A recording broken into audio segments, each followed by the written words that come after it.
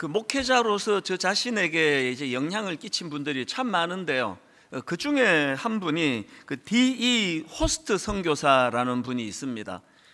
이분은 그 중국 내지 선교회라고 그 당시에 그 세계에서 가장 큰 선교 단체 중에 하나였습니다. 그 내지 선교회 2대 총재로 섬긴 분인데요. 그 중국 내지 선교회 1대 총재가 허더슨 테일러 선교사입니다. 허더슨 테일러 선교사 하면은 뭐 중국 선교의 아버지라고 그렇게 불릴 만큼 대가인데요. 그 대가의 후임으로 부임했다는 것도 참 이분이 뭐 대단한 분이구나 그렇게 짐작할 수가 있고요. 또 그것도 대단한데 이분은 그 내지 선교회 2대 총재로 부임한 이후에 무려 35년 동안 그 총재 역할을 계속했다는 겁니다. 그만큼 신뢰를 얻었다는 뜻 아닙니까? 그 제가 이분을 참 마음에 담고 있는데 막 이렇게 큰 일을 해서 제가 마음에 담는 게 아니고요. 이분이 가진 참 아름다운 두 가지 모습이 있습니다. 이분의 첫 번째 아름다움이 뭐냐 하면은 이 호스트 선교사는 그 지속적인 성장을 이룬 인물이었다. 이걸 참 담고 싶습니다. 사실 이분이 처음부터 그렇게 눈에 띄는 거목은 아니었습니다. 그 이분의 삶을 기록해 놓은 이치기 위해 산 사람이라는 그 소책자에 보니까요, 이 젊은 시절에 그 중국 내지 선교회 멤버로 이제 가입을 하려고 할 때에 일어났던 어떤 그 에피소드를 거기 담고 있더라고요. 이제 회원으로 가입하려니까 굉장히 신실한 단체다 보니까 또 회원 자격도 굉장히 엄하게 살폈던 것 같아요. 거기에 이제 주변 사람들의 평가도 다 조사를 하는 게 있었는데 거기 보니까 이 호스트 선교사님에 대하여 젊은 시절입니다. 이분을 잘 아는 분의 평가가 별로 긍정적이지를 않아요. 그 문항 중에 이런 게 있었습니다. 질문: 이분은 가르치는 능력이 있습니까? 대답: 잘 모르겠음. 잘 가르칠 수 있다고 생각하지 않음. 그 다음 질문: 이분은 신중하고 잘 참는 성격입니까? 대답: 잘 모르겠음. 부르심을 받은 자리에서 인내심을 길러야 할 것으로 생각됨. 그 다음 질문: 이분은 힘이 있고 진취적입니까? 대답: 그랬으면 좋겠음. 선천적으로는 진취적인 것 같지 않음. 그 다음 질문: 이분은 성경 지식이 풍부합니까? 대답: 꽤 알고 있음. 그러나 그는 어린 기독교인임. 누가 평가했는지 몰라도 정말 신랄합니다. 이걸 보니까 이 젊은 시절에는 뭐 그렇게 성실하지도 않았고 여러 가지 좀 부족한 게 많았던 분 같아요. 그랬는데 이분이 그로부터 25년이 지난 이후에 그 단체의 총재로 선출이 되었고, 그리고는 무려 35년 동안 그 총재 역할을 계속했다는 건 뭘 의미하겠습니까? 참 시작은 그렇게 눈에 띄는 게 없고 모자라는 게 많았지만 이분은 지속적인 성장이 있었다는 거 아닙니까? 계속 성장이 있었다. 이게 참 제가 부러운 대목이고요. 그런가 하면 제가 이 호스트 선교사와 관련해서 또 하나 주목하는 게 뭐냐 하면은, 아까 여러분 그 호스트 선교사의 삶을 다룬 그 소책자 제목이 뭐라 그랬습니까? 잊히기 위해 산 사람. 왜 이 제목을 이렇게 지었을까 하니까요, 이게 바로 주변 사람들이 평가하는 이 호스트 선교사의 가장 강력한 특징이라는 겁니다. 실제로 그 호스트 선교사 주변 사람들이 공통적으로 이분을 평가하는 그 글을 제가 그 책에서 봤는데요, 이분을 어떻게 평가하느냐 이렇게 말합니다. 그는 그리스도를 기억하게 하기 위해서 자기는 잊히도록 살았습니다. 그래서 책 제목이 잊히기 위해 산 사람 이렇게 잡은 겁니다. 제가 지금도요, 그 얇은 소책자예요. 그 소책자를 제 서재에 손 닿을 수 있는 가까운 데 두고 한 번씩 제목을 꺼내봅니다. 잊히기 위해 산 사람. 왜 제가 한 번씩 제목을 꺼내볼까요? 저는 이게 잘 안 됩니다. 저는 잊히고 싶지 않고요. 저는 많은 사람들이 저를 기억해 주는 게 저는 참 좋습니다. 그러나 정답은 알거든요.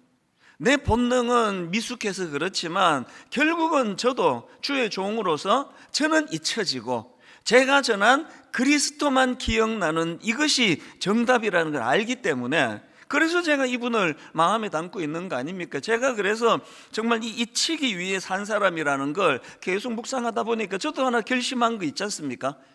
제가 은퇴할 때 나는 은퇴식 안 하겠다. 뭐 은퇴식 하는 게 나쁘다는 뜻 아닙니다. 자꾸 비교해서 이런 걸 들으시면 안 되고요. 저는 저 스스로에게 그렇게 적용한 겁니다. 어차피 잊혀지는 게 목표인 인간인데 뭐 그냥 마지막 그 예배 딱 마치고 그렇게 하고 뭐 깔끔하게 그냥 사라지면 좋겠다, 이제 그런 마음으로 이제 은퇴식 안 해야 되겠다.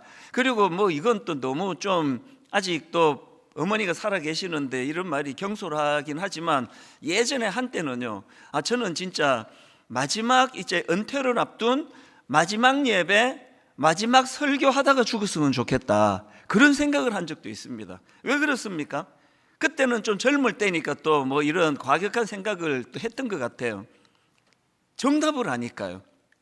나는 잊히기 위해서 살아가는 존재고 그리스도는 기억에 남도록 하기 위해서 제가 평생을 섬겼다는, 이걸 제가 이 호스트 선교사에게 다 영향을 받은 것들이거든요. 제가 이분에게서 배우는 게 뭐냐 하면은, 이렇게 자기 내면의 그 탐심, 이 내가 뭘 어떻게 해보겠다는 이런 욕심이 이게 자꾸 사라져 갈 때에 이게 막 주님만 행복하고 자기는 불행한 게 아니에요. 제가 손톱만큼이라도 이거를 제가 그 연습을 해보면 항상 느끼는 게, 이렇게 비우고 이렇게 자꾸 내 안에 있는 욕심을 죽여나갈 때 그게 내 행복이더라는 겁니다. 제가 왜 오늘 그 설교를 이렇게 시작하는가 하면은, 오늘 살펴볼 그 게하시라는 인물, 이 게하시는요 그 호스트 선교사와 정반대의 길을 걸어갔다. 그러면은 뭐 딱 맞는 이야기입니다. 이 부분을 오늘 좀 이제 나누어 보려고 하거든요. 성경에 보니까 이 게하시는 엘리사 선지자의 사환이었다고 그렇게 기록을 하고 있는데요. 게하시에게 두 가지 특징이 있습니다. 첫째, 성장이 없었습니다. 저는 우리 후배 목사님들한테 종종 이런 말을 합니다. 우리 목회자들 중에 제일 불쌍하고 제일 비참한 사람이 누군지 아느냐? 본게 없는 사람이다. 그럼 뭐 목회자만 그렇겠습니까? 이게 본게 없는 사람이 이게 제일 불쌍해요. 그런 면에서 저는 정말 뭐 하나님 앞에서 저는 복을 덩어리로 받은 사람입니다. 저는 옥하는 목사님을 보았거든요. 만 10년 동안 그분의 목회를 제가 봤거든요. 본계에 있는 사람이에요.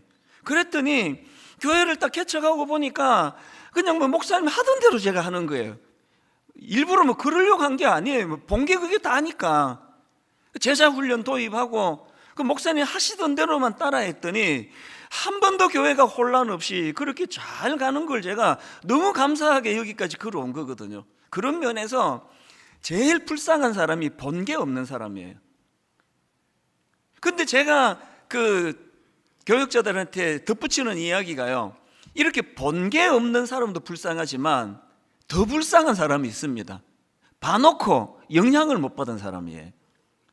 그거 다 봐놓고 이렇게 가면 되는구나, 그 영향을 못 받은 사람, 이 게하시가 바로 딱 그런 사람 아닙니까? 게하시는 본계에 있는 사람이에요. 당대 최고의 선지자, 청렴하고 정직하고 참 영혼에 대한 긍휼과 사랑이 있었고 놀라운 하나님의 능력이 있었고 다 갖춘 인물이 당대의 인물 엘리사 선지자인데, 게하시는 그를 눈앞에서 지켜본 사람이거든요. 아까 우리말 성경으로 게하시를 엘리사의 사환이라고 그렇게 번역했지만 더 정확하게 말하면은요, 이 게하시는 엘리사의 수석 제자 역할을 했다, 그렇게 보면 됩니다. 결정적일 때는 항상 게하시를 데리고 가는 그런 모습을 성경에서 볼 수가 있거든요. 다 봤단 말이에요. 영향을 못 받는 겁니다. 오늘 본문도 마찬가지입니다. 그래서 이 게하시는 그 성장이 없었던 인물, 이게 첫 번째 가슴 아픈 그의 특징이고, 두 번째 특징이 뭐냐 하면은요, 탐욕. 탐욕이 그의 성장을 가로막은 인물이다, 이렇게 말할 수 있는 게 게하시입니다. 지난주에 살펴본 것처럼 이제 나병에 걸려 고통당하던 그 아람의 군대 장관 나아만이 엘리사를 찾아가서 엘리사 선지자의 처방을 따라서 하나님의 능력으로 이제 고침을 받습니다. 그랬더니요, 그렇게 하고는 그냥 막 너무 기분 좋을 때 그럴 수 있잖아요. 막 인사고 뭐고 그냥 막 빨리 우리 아람으로 돌아가가지고 내 이거 자랑해야 되겠다, 이게 범하기 쉬운 인간의 모습인데 나만 장군은 그러지 않았습니다. 얼마나 감사를 표하는지 그게 열왕기하 5장 15절입니다. 나만이 모든 군대와 함께 하나님의 사람에게로 돌아와서, 이게 중요합니다, 돌아와서 그의 앞에 서서 이르되 내가 이제 이스라엘 외에는 온 천하에 신이 없는 줄을 아나이다. 청하건대 당신의 종에게서 예물을 받으소서. 여러분, 가을은 결실의 계절이고요, 그리고 가을은 감사의 계절이에요.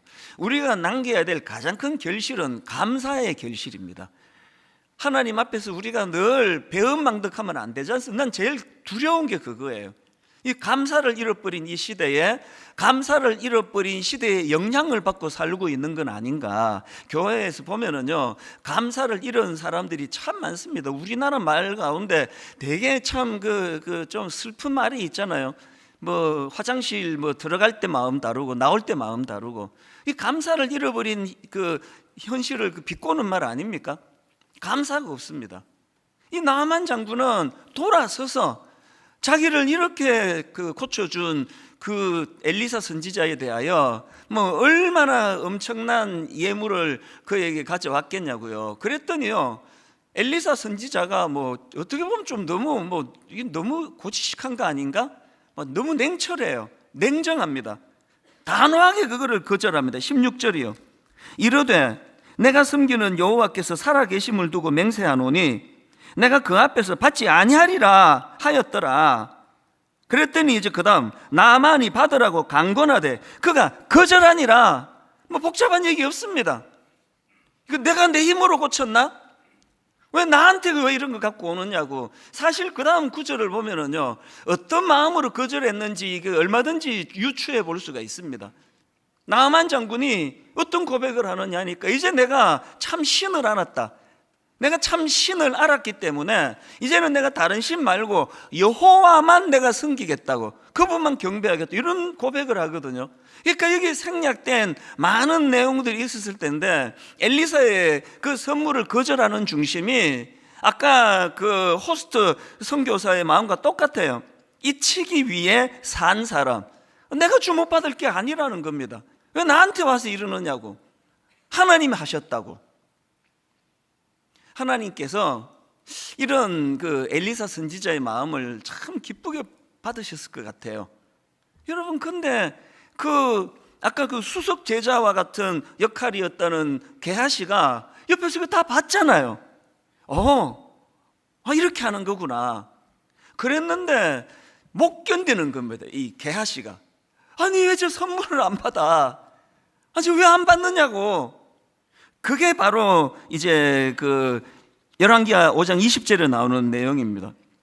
이 게하시의 막 불타는 마음을 한번 느껴보십시오. 하나님의 사람 엘리사의 사환 게하시가 스스로 이르되, 대놓고는 말을 못하고 스스로 이르되 내 주인이 이 아람 사람 나아만에게 면하여 주고 그가 가지고 온 것을 그의 손에서 받지 아니하였도다.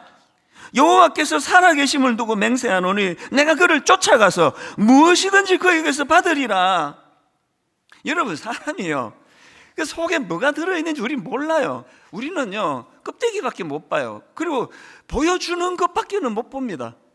근데 여러분, 그 내면에 탐심이 도사리고 있던 게하시인데요, 그것이 결정적인 순간에는 감추어지지가 않는 겁니다.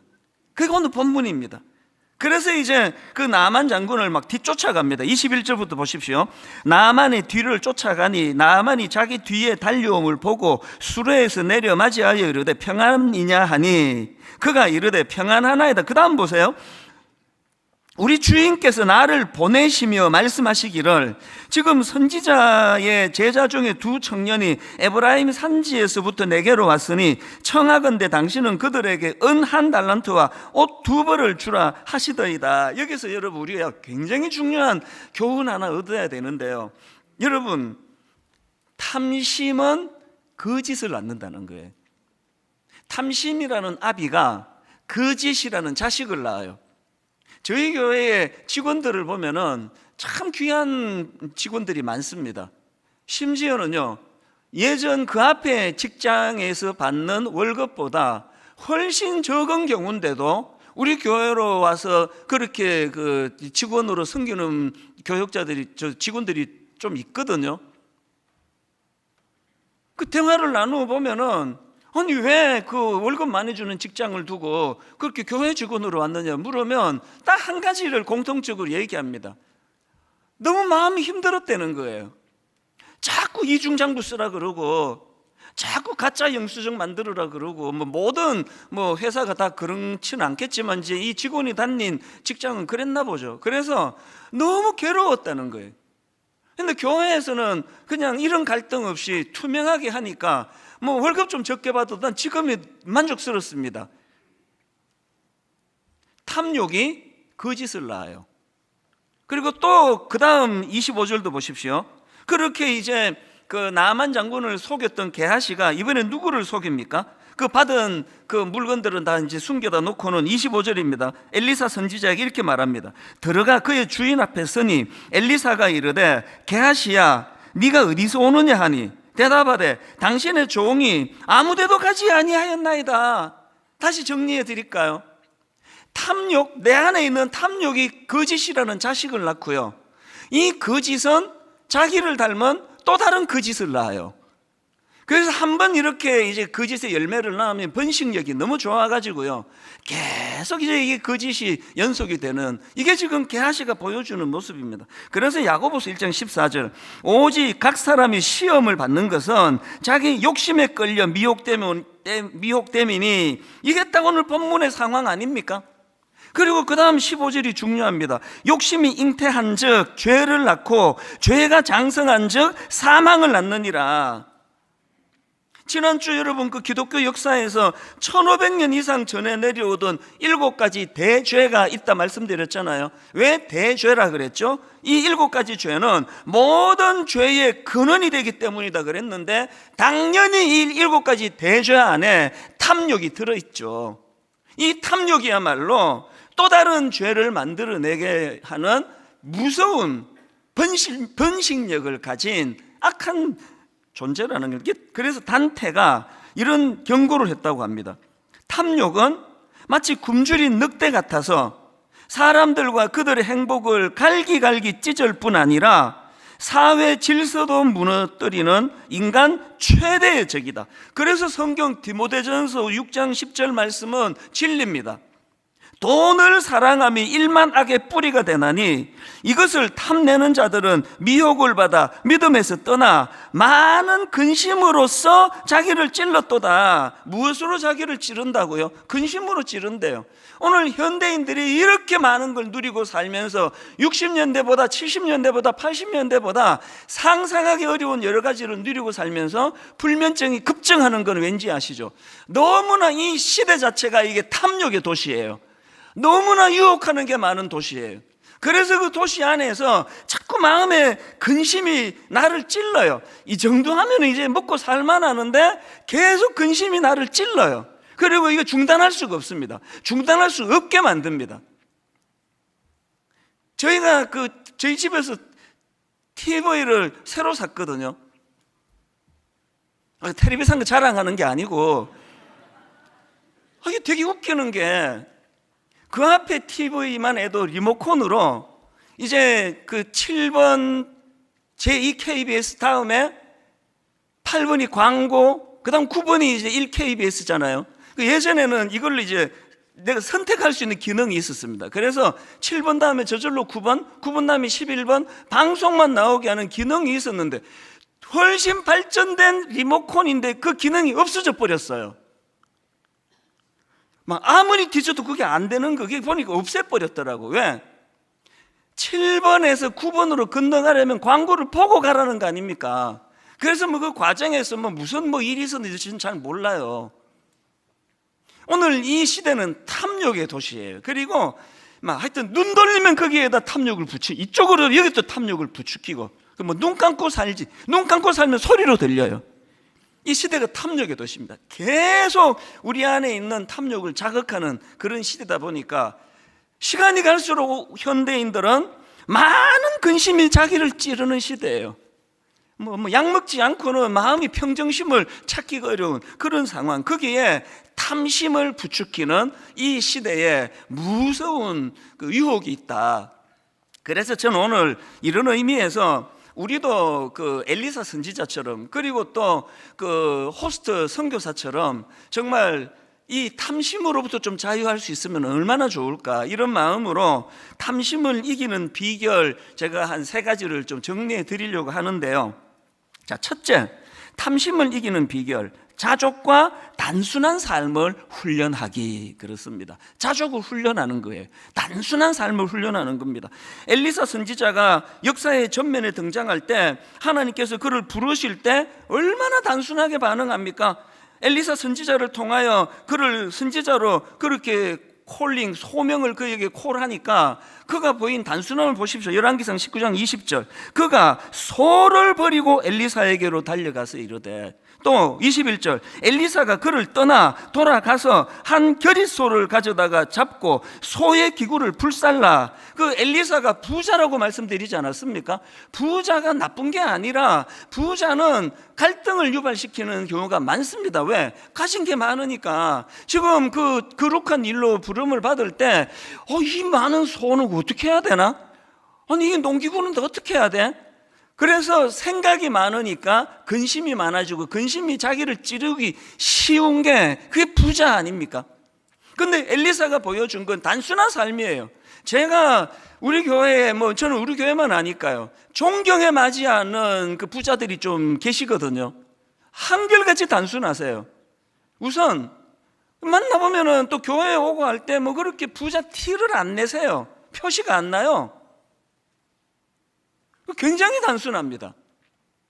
그리고 거기에 공통점은 이분들이 행복하다는 거예요.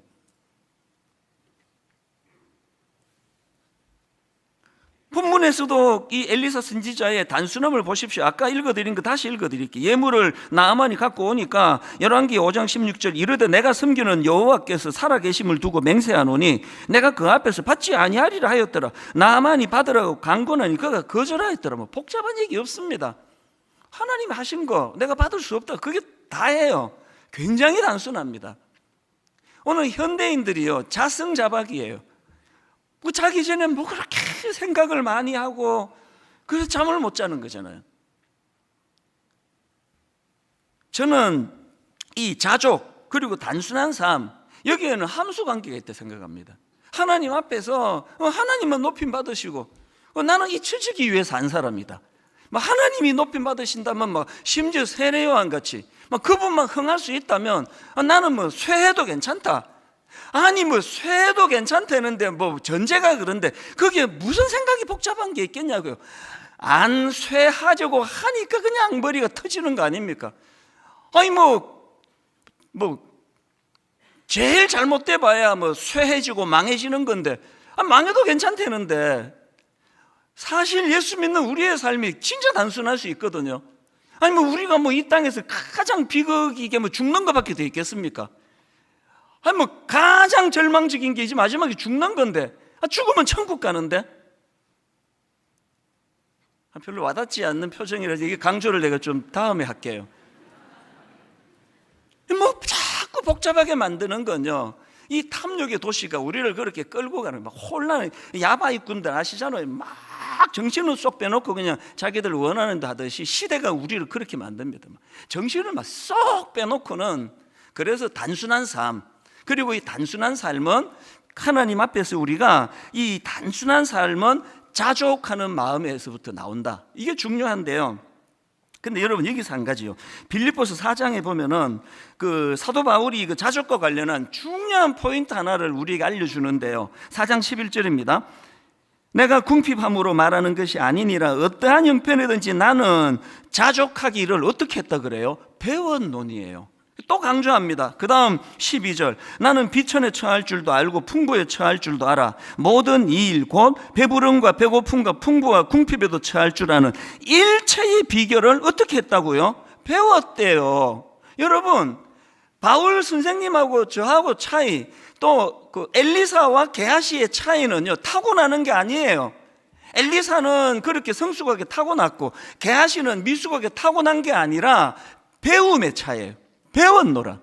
그래서 사도 바울이 그럼 어디서 배웠나? 어느 학교에서 배웠나? 교재는 뭐였나? 그게 12절에 나와요. 나는 비천에 처할 줄도 알고 풍부에 처할 줄도 알아. 모든 이 일 곧 배부름과 배고픔과 풍부와 궁핍, 이 모든 게 교과서래요.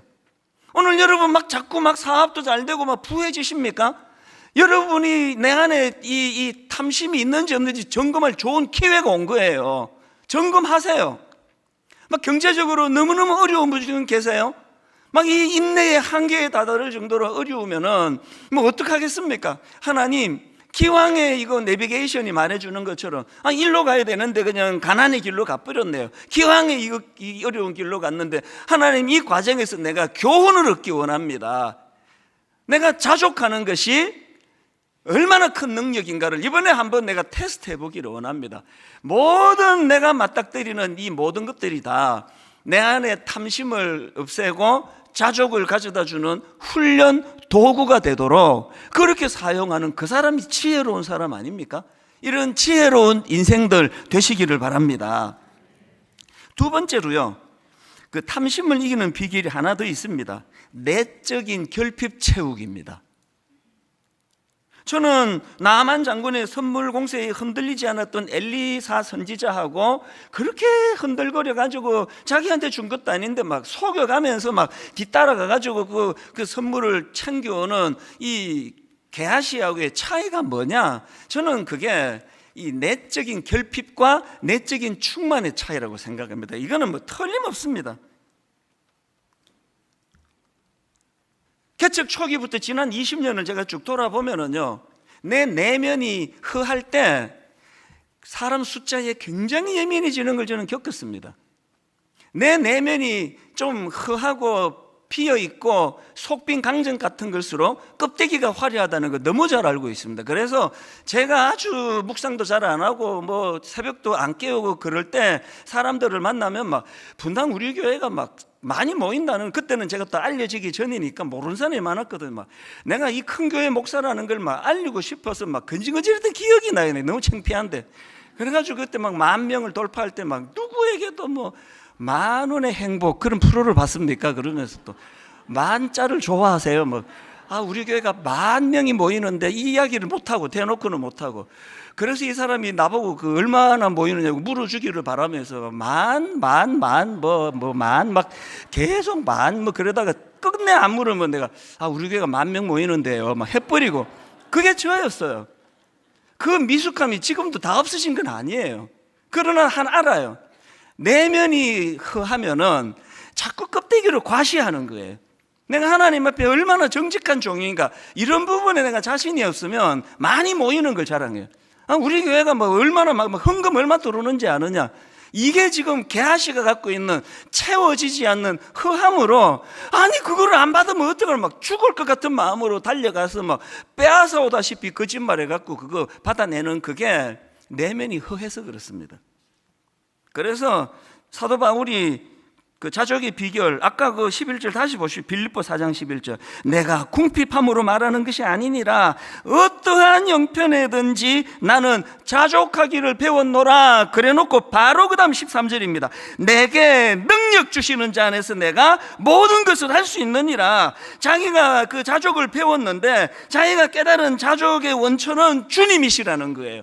자족의 원천은 내게 능력 주시는 자 안에서 나오는 거라는 겁니다. 그래서 사도 바울도 그렇게 거품 많은 그런 초라한 사역자가 안 될 수 있었던 거 아닙니까? 감옥에 있어도 속이 꽉 차니까 그것 때문에 허하지가 않는 거예요. 사도 바울이 감옥에서 쓴 이 빌립보서에다가 허무하다, 인생 허무하다, 난 그동안 뭐하고 살았던가, 하나도 없어요. 감옥에서도 감사하는 거예요. 자족하는 겁니다. 왜? 그가 배운 가장 중요한 일체의 비결 중에 가장 중요한 비결은 그 원천은 주님이시라는 거예요.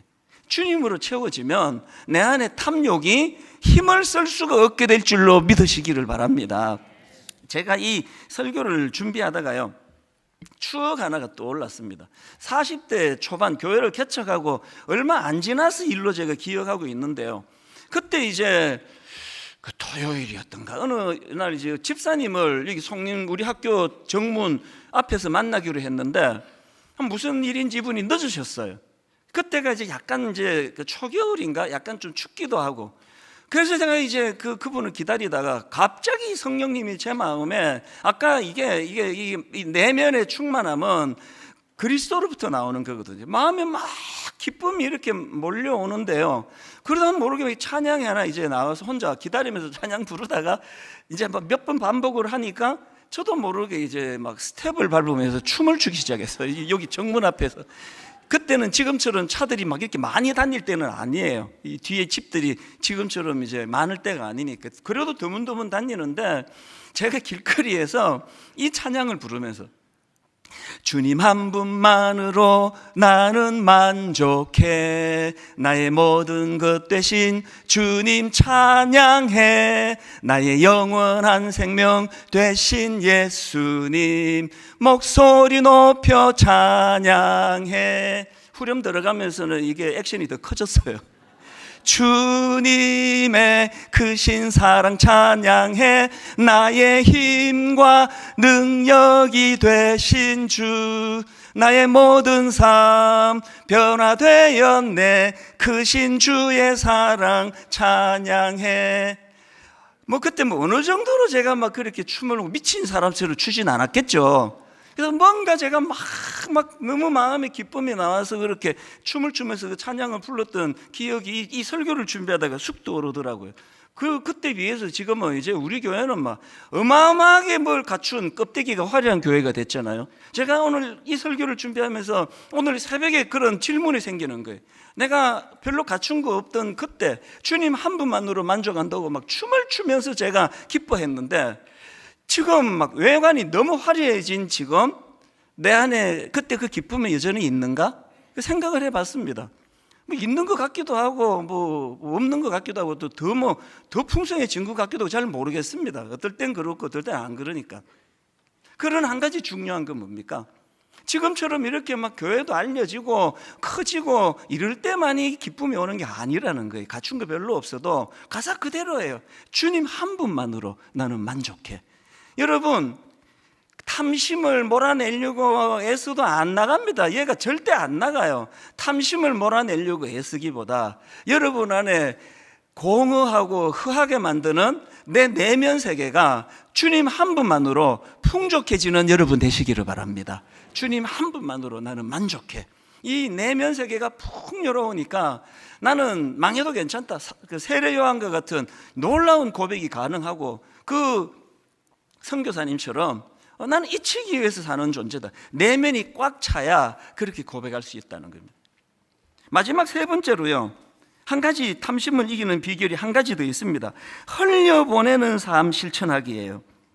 지난 특세 때도 살펴봤지만 한 번은 엘리사의 제자가 이제 먹을 것을 가져옵니다. 그 당시로 이제 흉년에다가 여러 가지 이제 그 가난한 신학도들과 그렇게 생활을 하다 보니까 결핍이 많던 그 상황이거든요. 그 상황에서 이제 먹을 것을 갖고 옵니다. 열왕기하 4장 42절 세 번역으로 보십시오. 어떤 사람이 바알 살리사에서 왔다. 그런데 맨 먼저 거둔 보리로 만든 보리빵 20덩이와 자루에 가득 담은 햇곡식을 하나님의 사람, 엘리사를 두고 말하죠, 하나님의 사람에게 가지고 왔다. 엘리사가 그것을 사람들에게 주어서 먹게 하라고 하였더니, 참 어려울 때 이렇게 그 제자가 먹을 것을 갖고 오는 이게 얼마나 그 반가웠겠습니까? 그런데 엘리사가 자기도 지금 먹을 게 궁한 상황에서 그것을 그 공동체 사람들에게 나누어서 먹게 하라는 거예요. 그래서 그 시노나 교수님이 쓴 그 책에 보니까요, 이 탐욕의 특징을 굉장히 인상 깊게 한 대목이 있었습니다. 탐욕의 특징 중 하나는 이웃에 대해 무정하고 무관심하게 만든다는 거예요.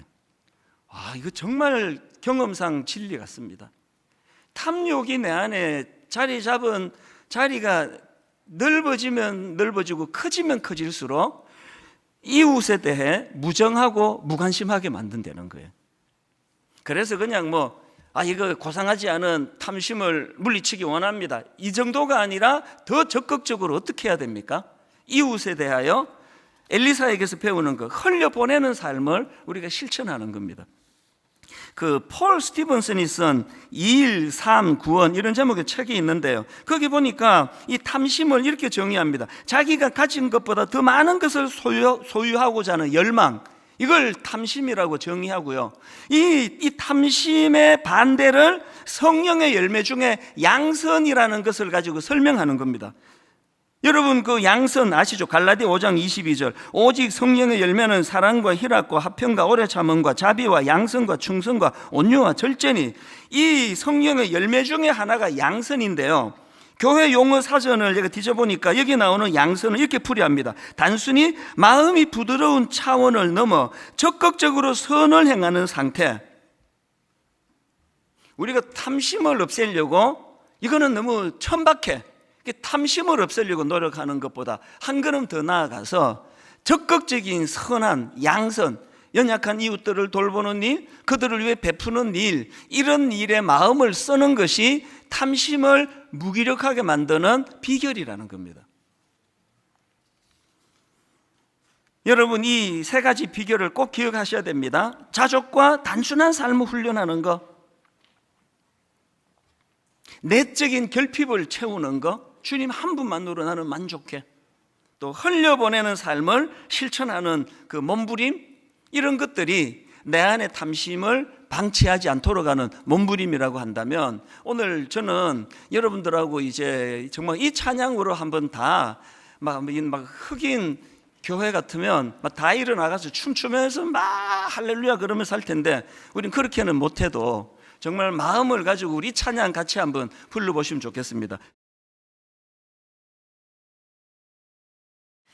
제가 예전에 한번 소개해 드린 적이 있었던 지랄 총량의 법칙 기억하십니까? 하여튼 무슨 설교 시작부터 저런 말을 하느냐 하지만, 이게 사실 이게 굉장히 중요한 포인트입니다. 이 한동대 김두식 교수라는 분이 쓴 책에 나오는 내용인데요, 한 사람이 살아가면서 평생 동안 하게 될 지랄의 총량이 정해져 있다. 이게 이제 지랄 총량의 법칙인데요, 사실 점잖은 교수님께서 막 이런 법칙을 이제 소개하고 하는 게 참 특이한데, 왜 그랬냐 하니까요, 자기 경험에서 나오는 겁니다. 사춘기를 심하게 하는 딸이 있었나 봅니다. 그 아이가 이제 중2병을 앓으면서 굉장히 여러 가지가 복잡했는데, 그래서 이제 이 교수님이 어떤 분과 상담을 했는데, 그때 들었던 말이 바로 이 법칙입니다.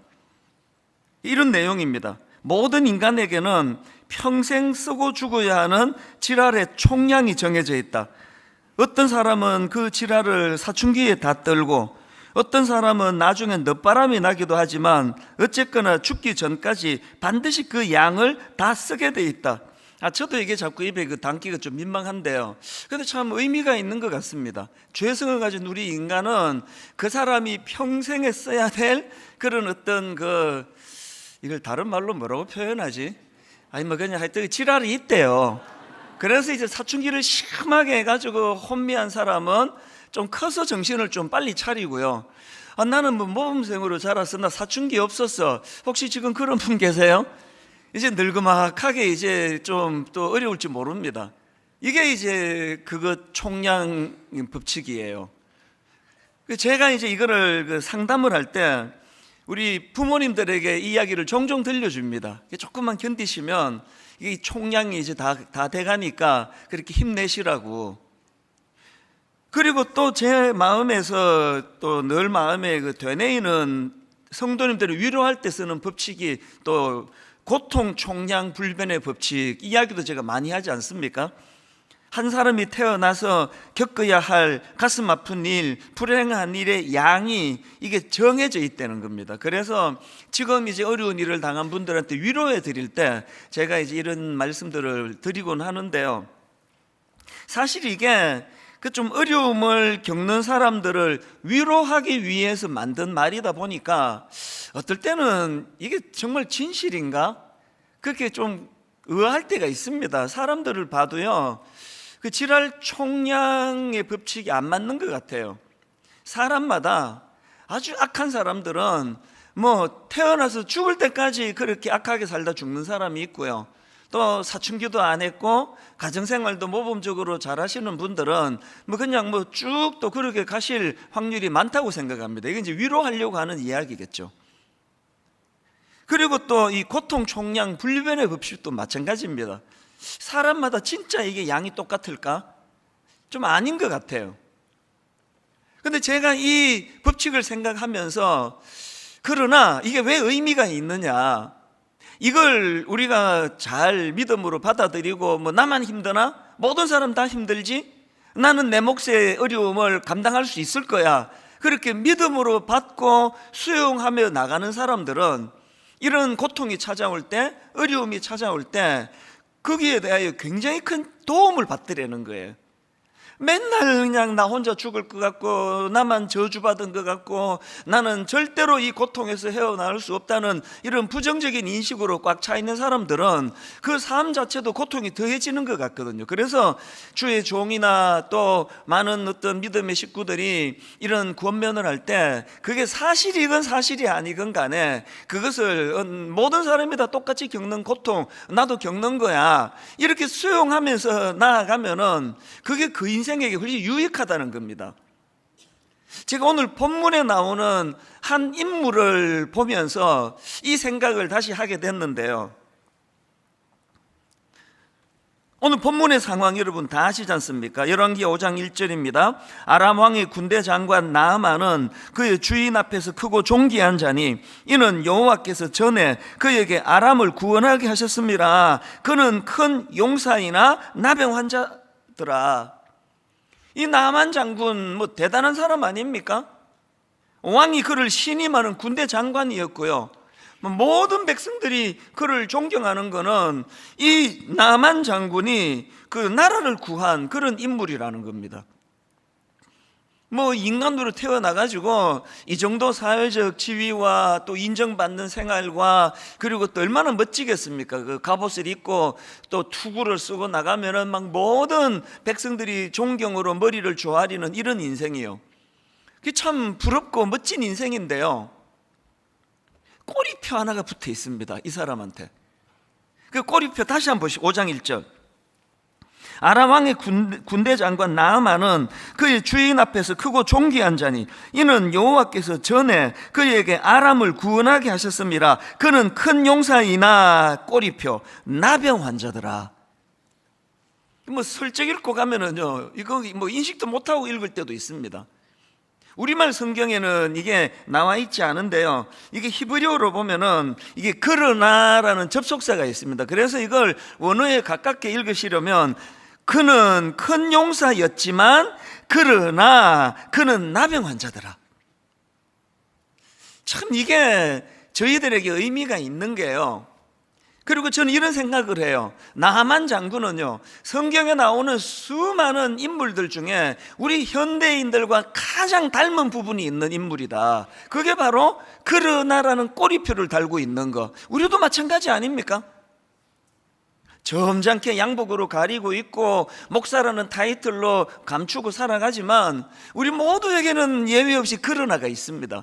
그게 뭐 얼마나 크고 막 굵은 글씨로 나와 있느냐, 조금 그래도 옅은 글씨로 이 차이밖에 없습니다. 간혹 이제 너무나 그 당시로 인기를 누리고 있던 어느 그 탤런트가 자살을 했다, 그런 기사를 보면 저는 항상 나만이 생각이 나요.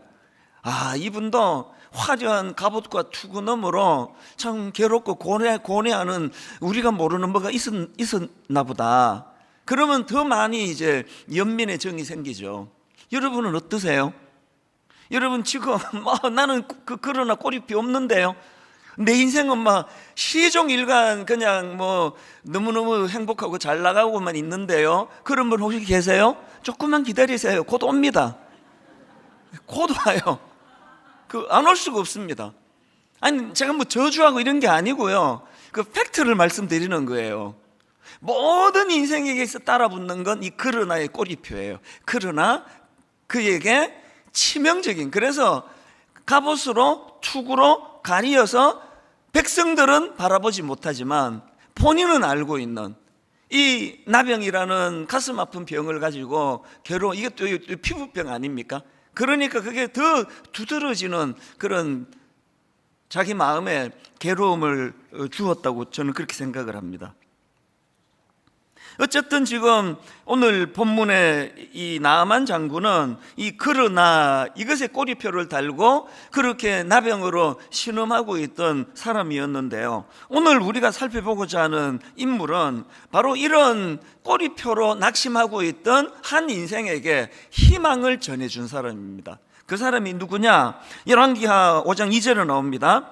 전에 아람 사람이 떼를 지어 나가서 이스라엘 땅에서 소녀 하나를 사로잡음에 그가 나아만의 아내에게 수종을 들더니, 이 어린아이가 뭘 했느냐? 3절을 보십시오. 그의 여주인에게 이르되 우리 주인이 사마리아에 계신 선지자 앞에 계셨으면 좋겠나이다. 그가 그 나병을 고치리이다 하는지라. 어떤 상황인지 아시겠죠? 여기 나와 있는 어린 소녀는요, 그야말로 존재감이라고는 없는 인생이에요. 오죽했으면 이름도 안 쓰잖아요. 어느 소녀예요. 이런 존재감 없는 소녀, 이 소녀도요, 아까 말했던 고통 총량 불변의 법칙으로 위로를 많이 해줘야 되는 인생입니다. 포로로 끌려왔어요. 그 종살이를 하고 있는 중입니다. 제가 어느 글에 보니까 여기 나와 있는 전에 아람 사람이 떼를 지어서 이스라엘 땅에서 어린 소녀 하나를 사로잡음에, 이거를 가지고 풀이한 글을 봤는데요, 이 떼를 지어 가지고 와서 이 애를 잡아갔다는 이 표현을 가지고, 이게 전쟁 중에 일어난 게 아니고 그냥 급습해서 약탈한 거예요. 옛날에 이런 일들이 많았을 거 아닙니까? 갑자기 이 악한 것들이 때로 몰려와 가지고는 자기 가정을 쑥대밭을 만들고, 그리고는 이 어린 소녀를 잡아다가 그렇게 노예를 시켰는데, 지금 하인으로 일하고 있는 그 집은요, 누구 집입니까? 나아만 장군이에요. 그러니까 자기 인생을 망가뜨린 것들의 괴수예요. 자기 인생을 망가뜨린 것들의 두목입니다. 이 괴로움을 아시겠습니까? 그래서 지금 나아만 장군의 아내의 시중을 드는 그런 일을 하고 있는 참 초라한 인생이었는데요, 그런데 이 소녀가 그 원수의 두목, 원수의 그 수괴라고 하는 나아만 장군에게 상상하기 어려운 긍휼을 베푸는 겁니다. 3절을 다시 한번 보시겠습니까? 그의 여주인에게 이르되 우리 주인이 사마리아에 계신 선지자 앞에 계셨으면 좋겠나이다. 그가 나병을 고치리이다. 여러분, 이 어린 소녀의 이 한마디로 인해 가지고 나아만 장군이 새로운 인생을 살게 되는 거 아닙니까? 예전에 제가 읽었던 글 하나가 잊혀지지가 않는데요, 용서란 군홧발에 짓밟힌 국화꽃이 그 군인에게 보내는 뭐 향기다, 뭐 이런 비슷한 표현이에요. 뭔지 아시겠죠? 지금 군인이 군홧발로 자기 그 꽃을 꾹 밟았는데, 그 꽃이 그 군홧발을 밟고 있는 그 병사에게 보내주는 향기, 이게 용서래요. 제가 이 어느 소녀, 이름도 없는 무명의 소녀를 보면서 그 생각이 나더라고요. 나아만 장군은 자기 인생을 군홧발로 밟아버렸어요. 그런데 이 소녀는 그 군홧발로 자기 인생을 밟아버린 나아만 장군에게 향기를 전해주고 있는 거예요. 이게 뭘 의미합니까? 내면의 상처가 치유됐다는 거 아닙니까? 용서가 이루어졌다는 거 아닙니까? 여러분, 용서는요, 상대방을 위한 게 아닙니다. 용서는 내 행복을 위한 거예요. 내가 저놈을 용서하지 않으면 절대로 내가 행복할 수 없겠기에, 그래서 할 수 없어서 하는 게 그게 용서인데, 예수 믿는 우리는 그렇게 억지로 하지 말고 그리스도의 사랑으로 더 선행적으로 하자, 이 차이예요. 예수를 믿거나 예수를 안 믿거나 내 행복을 유지하시려면 반드시 해야 되는 게 용서입니다.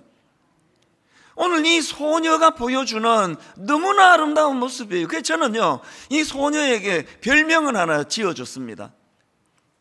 내비게이션 소녀. 뭐 여러 번 말해서 이제 뭔 뜻인지는 다 아실 거예요. 이 인생이 지금 우회전했어야 되는 인생이에요. 우회전했어야 되는 인생인데 나만 장군을 필두로 해서 그 아람 군대 악한 것들이 몰려와가지고 자기 인생을 좌회전으로 몰아버렸어요. 그리고 이렇게 가야 되는데 길을 지금 엉뚱한 길에 가 있는 거예요. 지점이 달라요. 그 어릴 때 부모님 사랑을 받고 어디에 있어야 됩니까? 가정에 있어야죠. 집에 있어야죠. 그런 이 소녀가 불행하게도 듣지도 보지도 못한 그 원수나라, 그것도 그 두목의 집에서 지금 종살이를 하고 있는데, 오늘 이 본문을 보면서 제가 왜 내비게이션이 생각이 났겠냐고요. 내비게이션을 여러분 운전하며 갈 때마다 늘 거기서 하나님의 그 메시지를 받으셔야 돼요. 저는 진짜 은혜 많이 받습니다. 요즘에 그렇게 제가 또 이렇게 실수를 많이 해요. 예전에 없던. 여기 지금 여기서 빠져야 되는데 하면 저리로 가버리고. 근데 그 내비게이션 아줌마가 저한테 화를 낸 적이 없습니다. 항상. 그리고 또 분석도 안 해줘요. 목사님 이제 나이가 좀 드셨네요. 그런 조언도 안 해줘요. 이 길로 가야 되는데 저 길로 들자마자 이 내비게이션이 하는 일은 오직 뭐라 그랬습니까? 엉뚱한 길로 간 그곳에서 어떻게 하면은 가장 빠른 길로 목적지에 갈 수 있는가. 그래서 막 저는 그걸 자꾸 인식하니까요, 막 그 내비게이션이 막 검색하고 돌리는 소리가 들리는 것 같은 착각을 빠질 게 되겠습니다. 막 급하게 돌려요. 그래야 조금이라도 혼란을 막으니까요. 이 지금 무명의 소녀가 보여주는 모습이 바로 그거 아닙니까? 그런 약탈하는 것들을 안 만났으면 좋았겠고, 그것 때문에 끌려가지 않았으면 좋았겠지만 어떡합니까? 끌려갔는데요. 이게 이렇게 돼버렸는데 어떡하느냐고요. 그랬을 때 이 소녀가 보여주는 그 어떻게 해서든 그 삶 속에서 그 인생에, 그래서 뭐 이번 생은 망했다 그렇게 하고 사는 그거는 성경적이지 않습니다. 그래서 제가 이 소녀 보고 내비게이션 소녀다, 이제 그렇게 별명을 붙여봤고요. 또 한 가지가 있습니다. 3절과 4절을 보십시오.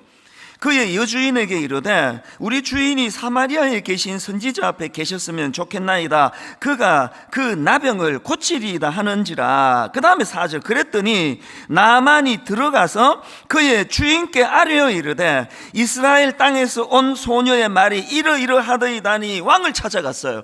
이 3절과 4절 사이에는 생략된 많은 일이 있었겠죠. 먼저 이 소녀가 자기 여주인인 나만 장군의 부인한테 그런 얘기를 했겠죠. 그 이야기를 귀담아 듣고는 자기 남편에게 전해줬겠죠. 그리고 부부가 얼마나 긴 시간 대화를 했겠냐고요. 저 어린 말을 믿어도 돼? 저 어린애가 하는 말을 어떻게 믿고 우리가 일을 할 수 있겠냐? 여보, 내가 쟤를 데리고 일한 지가 얼마입니까? 제가 어려도요 허튼 말 하는 애가 아닙니다. 제 말은 믿을 수 있습니다. 뭐 속는 셈 치고 한번 해보자고요. 많은 대화가 오갔을 거예요. 그리고는 나만 장군이 왕을 찾아가서 아주 진지하게 이 문제를 지금 의논하는 게 4절입니다. 나만이 들어가서 그의 주인께 아뢰어 이르되 이스라엘 땅에서 온 소녀의 말이 이러이러하더이다니. 그냥 어린애가 하는 말이라고, 혹은 얘가 뭐 그냥 평소에 막 그냥 거짓말을 달고 다니는 이런 애 같았으면은요 접수도 안 했을 거예요. 오늘 이 어린 소녀로 표현되는 이 아이에게 우리가 얻어야 되는 교훈이 뭐가 있겠습니까? 평소에 우리의 삶이 신뢰를 얻는 삶이에요. 저는 우리 그 목사님들한테, 그 개척하는 목사님들한테 많이 이야기해 줍니다. 서둘지 마세요. 교회 키우려고 너무 무리하지 마세요. 5년 뒤, 10년 뒤, 15년 뒤, 20년 뒤에 갔을 때 목사님이 지금 뭐를 급하게 얻으려고 너무나 무리수를 두고 얼렁뚱땅하고 심지어는 과장하고 거짓말하면서 했던 그 모든 것들은 절대로 없어지지 않습니다. 그것이 목사님의 치명적인 독이 될 때가 올 것입니다. 어떤 경우라도 너무 빨리 성장하려고 하지 마세요. 너무 빨리 성공하려고 하지 마세요. 정도를 걸으세요. 천천히 가세요. 여러분 어떠세요? 예수 믿는 사람은 존재 자체가 의심을 살 수밖에 없는 존재예요. 하나도 믿겨지지 않는 소리를 하고 다니니까 맨날 뭐 예수라는 사람이 뭐 3일 만에 살아났다 그러고 그거 믿어지세요 그게? 우리 뭐 전도 자체가 이게 말도 안 되는 소리를 하는 거예요 이게. 뭐 예수 믿으면 막 천국 간다 그러고 막 이런 이야기를 해대기 때문에요. 여러분 이렇게 믿겨지지 않는 말을 해야 되는 존재로 태어났기 때문에 우리는 그래서 더 정직해야 돼요. 진짜 정직해야 됩니다. 우리 옆집 사람도 저보고 관찰할 거 아닙니까? 그것도 다 알더라고요. 안 믿는 분인데 텔레비에 나오던데요. 이제 시간이 없으니까 엘리베이터에서 만나니까 이제 거두절미하고 텔레비에 나오던데요. 씩 웃고 가요. 아마 지금 굉장히 긴장할 겁니다. 저 집이 언제 지금 쳐들어 전도하러 올 것인가. 저뿐만 아니고 제 안에 아이들 다 관찰할 거예요. 저 집이 어떤 집인가? 지금 뭔가 좀 이단? 이게 좀 이상한 집? 그래서 저희가 노력하는 건요, 지극히 정상적인 모습을 보여줘요. 과장도 안 하고 막 전도지 들고 찾아가지도 않고, 그리고 제가 얻고 싶은 중요한 그 평가는 이거예요. 저 사람 믿겨지지 않는 예수가 죽었다 살아났다 이 말 빼고는 거짓말 하는 걸 본 적이 없다고. 굉장히 정직하던데 그 평가를 제가 받고 싶은 거예요. 이런 맥락에서 보면요, 요셉하고 여기 나오는 소녀가 굉장히 닮은 게 많아요. 타이에 의해 가지고 그렇게 남의 나라로 끌려갔다는 것도 공통점이고요. 그리고 또 하나 공통점이 있습니다. 창세기 39장 4절에 요셉을 보세요. 요셉이 그의 주인에게 은혜를 입어 섬김에 그가 요셉을 가정 총무로 삼고 자기의 소유를 어떻게 했다고요? 자기의 소유를 다 그의 손에 위탁하니. 이 소녀와 요셉의 공통점 아시겠죠? 이 기간이 얼마나 됐는지는 모르지만 지금 신뢰를 얻는 거예요. 그래서 요셉 쟤한테는 우리 집 안방 열쇠까지 다 맡겨도 괜찮다. 이게 신실한 그리스도인이 얻어야 돼요. 지난 일주일 동안 특세로 은혜 받고 충만해진 분들이 계시다면 오늘부터 해야 될 목표는 정직해지는 겁니다. 그리고 신뢰를 얻는 거예요. 그리고 지난주에도 말씀드렸지만, 설교 시간에 그 특세 때도 말씀드렸지만, 여러분이 저한테 원하는 대로 사시면 돼요. 여러분 저한테 뭘 원하세요? 우리 목사가 강단에서 자기가 설교한 대로 살려고 좀 애는 썼으면 좋겠다, 그거 원하시는 거 아닙니까? 여러분도 그렇게 사세요. 이게 오늘 소녀에게서 우리가 얻을 수 있는 너무나 중요한 메시지예요. 이런 태도를 견지했기 때문에 나만 장군이라는 원수 같은 그 한 사람의 인생을 정말 행복으로 뒤바꾸어 놓는 역할을 한 게 이 오늘 본문에 나오는 소녀인데요. 그래서 제가 이 소녀의 특징을 두 가지로 정리를 해봤습니다. 첫째, 이 소녀의 특징이 뭐냐? 단순한 믿음을 가진 거예요. 제가 관로하고 이거 강조했습니다. 단순한 믿음, 복잡하지 않아요. 복잡하지 않은 단순한 믿음을 갖고 있습니다. 3절을 다시 보십시오. 그의 여주인에게 이르되 우리 주인이 사마리아에 계신 선지자 앞에 계셨으면 좋겠나이다. 그가 그 나병을 고치리다 하는지라. 이 굉장히 단순하죠. 그런데 여러분, 이 내용이 지금 그렇게 단순한 내용이 아닙니다. 이 지금 소녀 입장에서는요, 이게 지금 목숨을 걸고 하는 이야기예요. 만에 하나라도 그렇게 그 나만 장군이 그 이야기를 듣고 갔다가 이게 이제 헛방치고 아무 일도 일어나지 않은 상태로 왔다 그러면 얘는 목숨이 위태로운 상황 아닙니까? 근데 이렇게 심각한 사안을 너무 단순하게 이야기해요. 막 복잡하게 얘기 안 합니다. 굉장히 간단해요. 우리 주인이 사마리아에 계신 선지자 좀 만났으면 좋겠습니다. 그 선지자가 우리 주인의 나병을 고쳐줄 것입니다. 거두절미하고 간단한 거예요. 여러분, 진리는 진짜 간단합니다. 이 어린 소녀처럼 우리도요, 평소에 정직하게 살고 허튼 말 안 하고 신뢰를 얻고, 그리고 누구에게 권면을 할 때 그냥 간단하게 있는 그대로예요. 사기치는 사람이 말이 많아요. 속여야 되니까. 예수 전할 때 그렇게 복잡하게 하실 필요 없습니다. 내가 경험한 거, 내가 만난 거, 너무너무 간단해요. 하나님 살아계세요. 간단하잖아요. 원숭이가 어떻게 해가지고 내가 그렇게 된 거 아니에요. 하나님이 의도로 갖고 날 만드셨습니다. 근데 그 하나님을 어긋나 버렸어요. 교만으로, 탐심으로.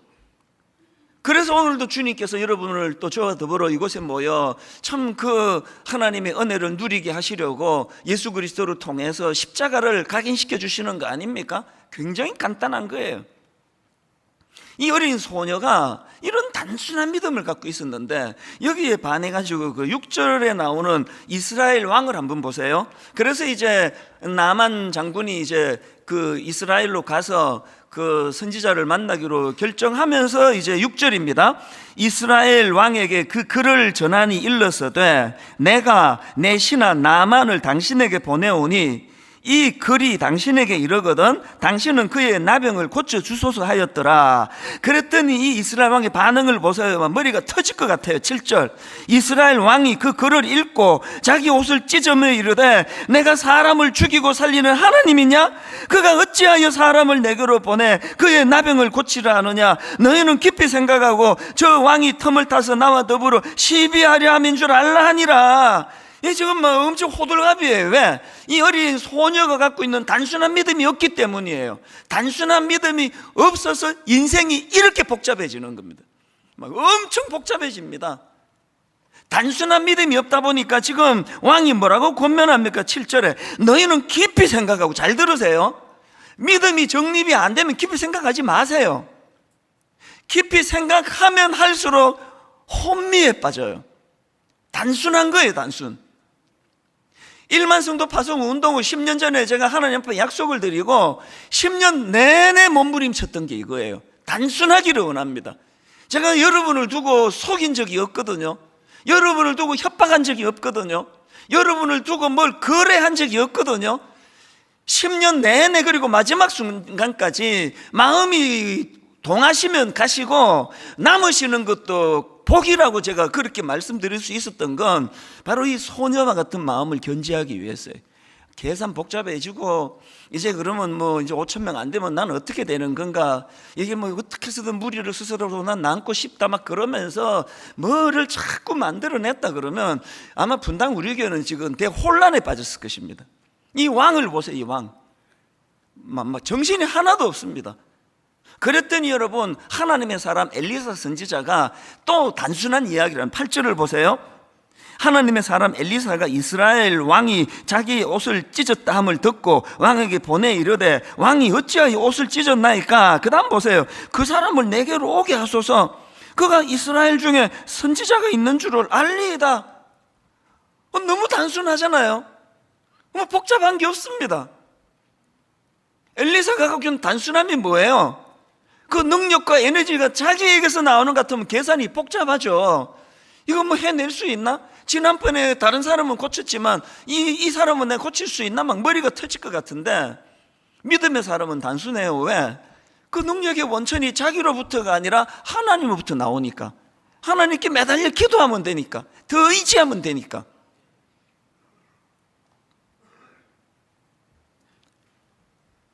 어린 다윗이 지금 왕도 부들부들 떨고 정규 훈련 받은 군사도 부들부들 떨 때에 이 어린 다윗이 겁없이 골리앗한테 와가지고 사무엘상 7장 45절 다윗이 블레셋 사람에게 이르되 너는 칼과 창과 단창으로 내게 나오거니와 나는 만군의 여호와의 이름 곧 내가 모욕하는 이스라엘 군대의 하나님의 이름으로 내게 나아가노라.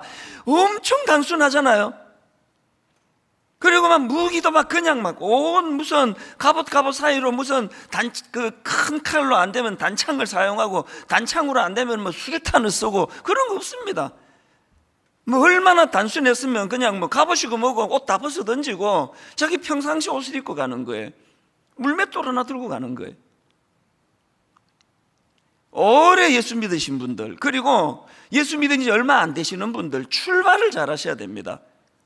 믿음은 단순한 거예요. 복잡하지 않습니다.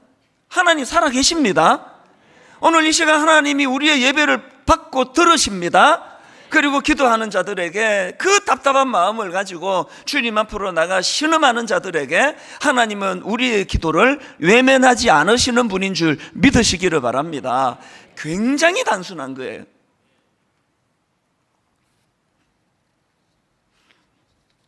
여러분 잘 아시는 베드로, 우리가 그 찬양, 아까도 제가 새벽부터 굉장히 마음에서 흥얼거렸던 거, 주님 나를 부르시니 두려움 없이 배에서 나아가리라.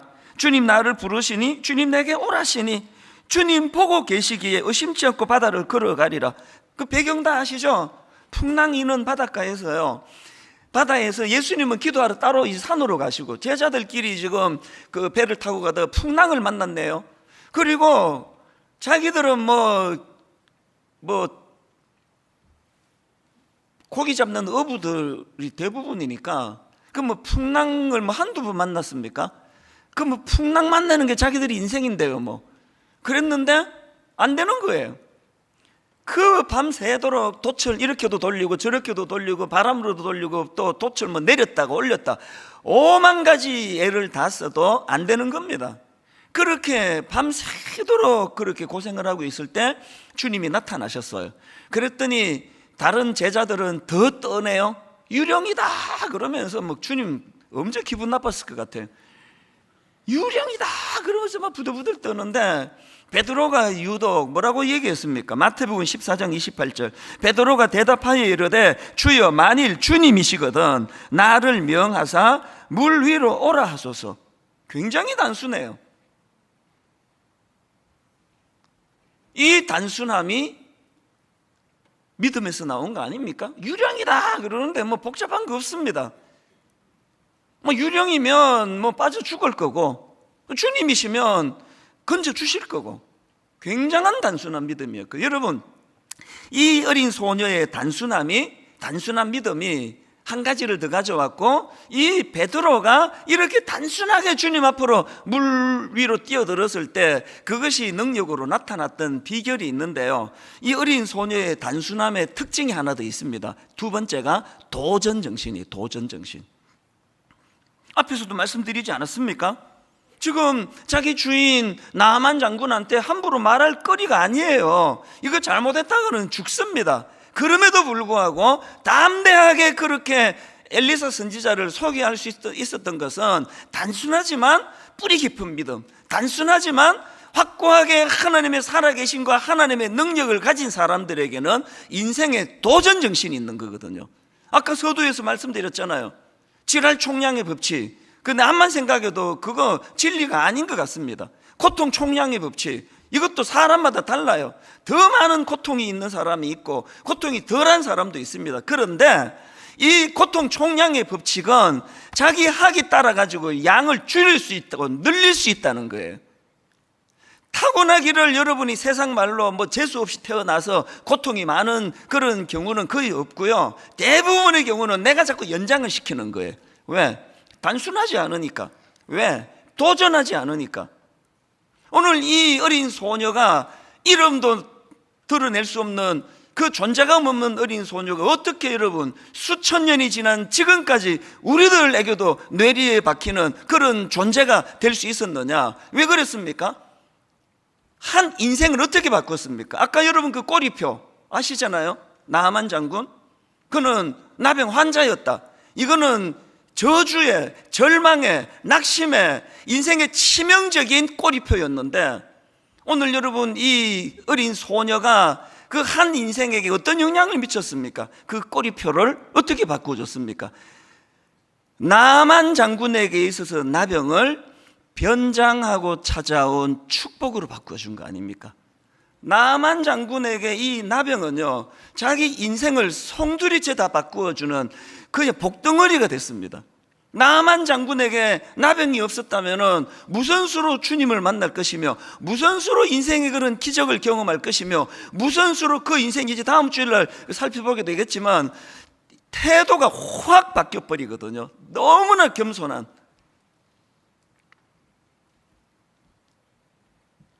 여러분이 먼저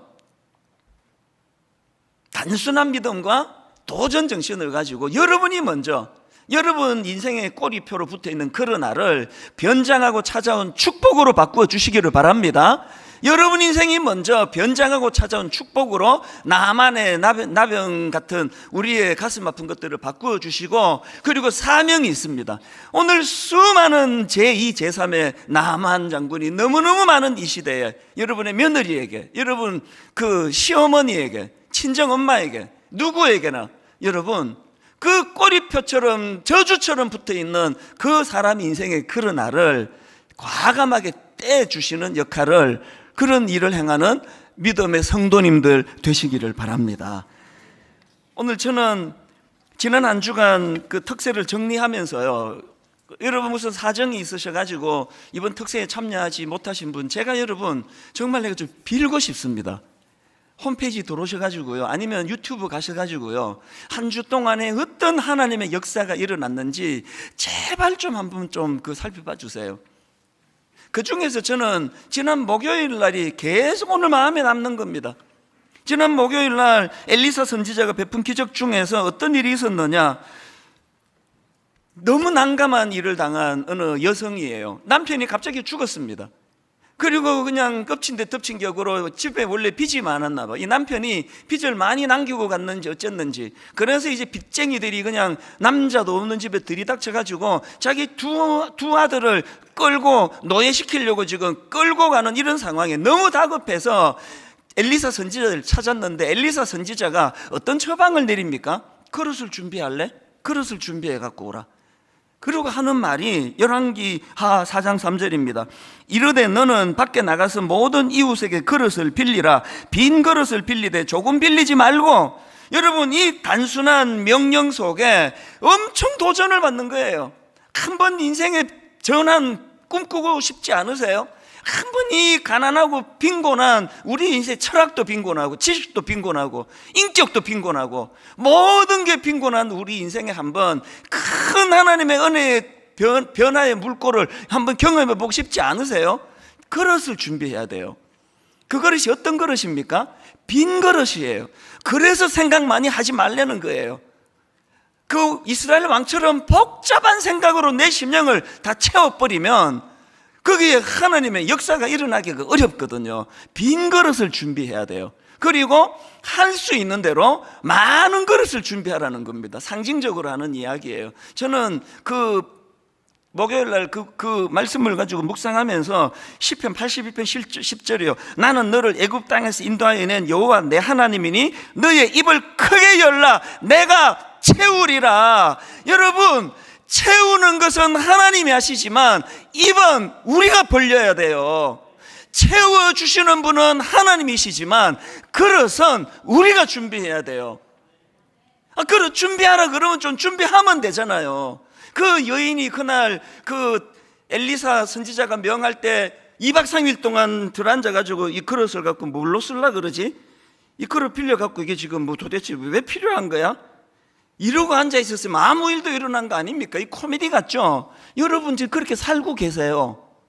여러분 지금 대부분의 믿음 없는 분들이 그렇게 살고 있는 거예요. 그냥 좀 단순하게 한번 순종해 보자고요. 좀 단순해질 수 없습니까? 너무 계산 많이 하지 말고 잔머리 굴리지 말고 이스라엘 왕처럼 지레짐작해서 떨지 말고, 오늘 여러분 우리 한번 이 찬양을 같이 부르시면서 정말 베드로와 같은 단순함, 여러분 그 인물 다 아시죠? 베드로 굉장히 단순한 사람이에요. 굉장히 단순한 성격이 베드로를 살리는 거 아닙니까? 그 유령이다 그렇게 하고 더 떨고 앉아있는 그 어떡하려고 그럽니까? 베드로를 뛰어내리는 거 아닙니까? 뭐 그리 복잡하게 생각하냐? 주님이시면 풍랑을 잠잠케 하시는 능력을 가지신 분이라면, 내가 물리를 걷도록 일하시는 분이라면, 그러면 그분은 내 주님 아니시겠니? 단순한 거예요. 주님 나를 부르시니 두려움 없이 배에서 나아가리라. 단순한 거예요. 왜 뛰어내렸습니까? 주님 나를 부르시니까. 분당 우리 개척 왜 했습니까? 주님이 하라 그랬으니까요.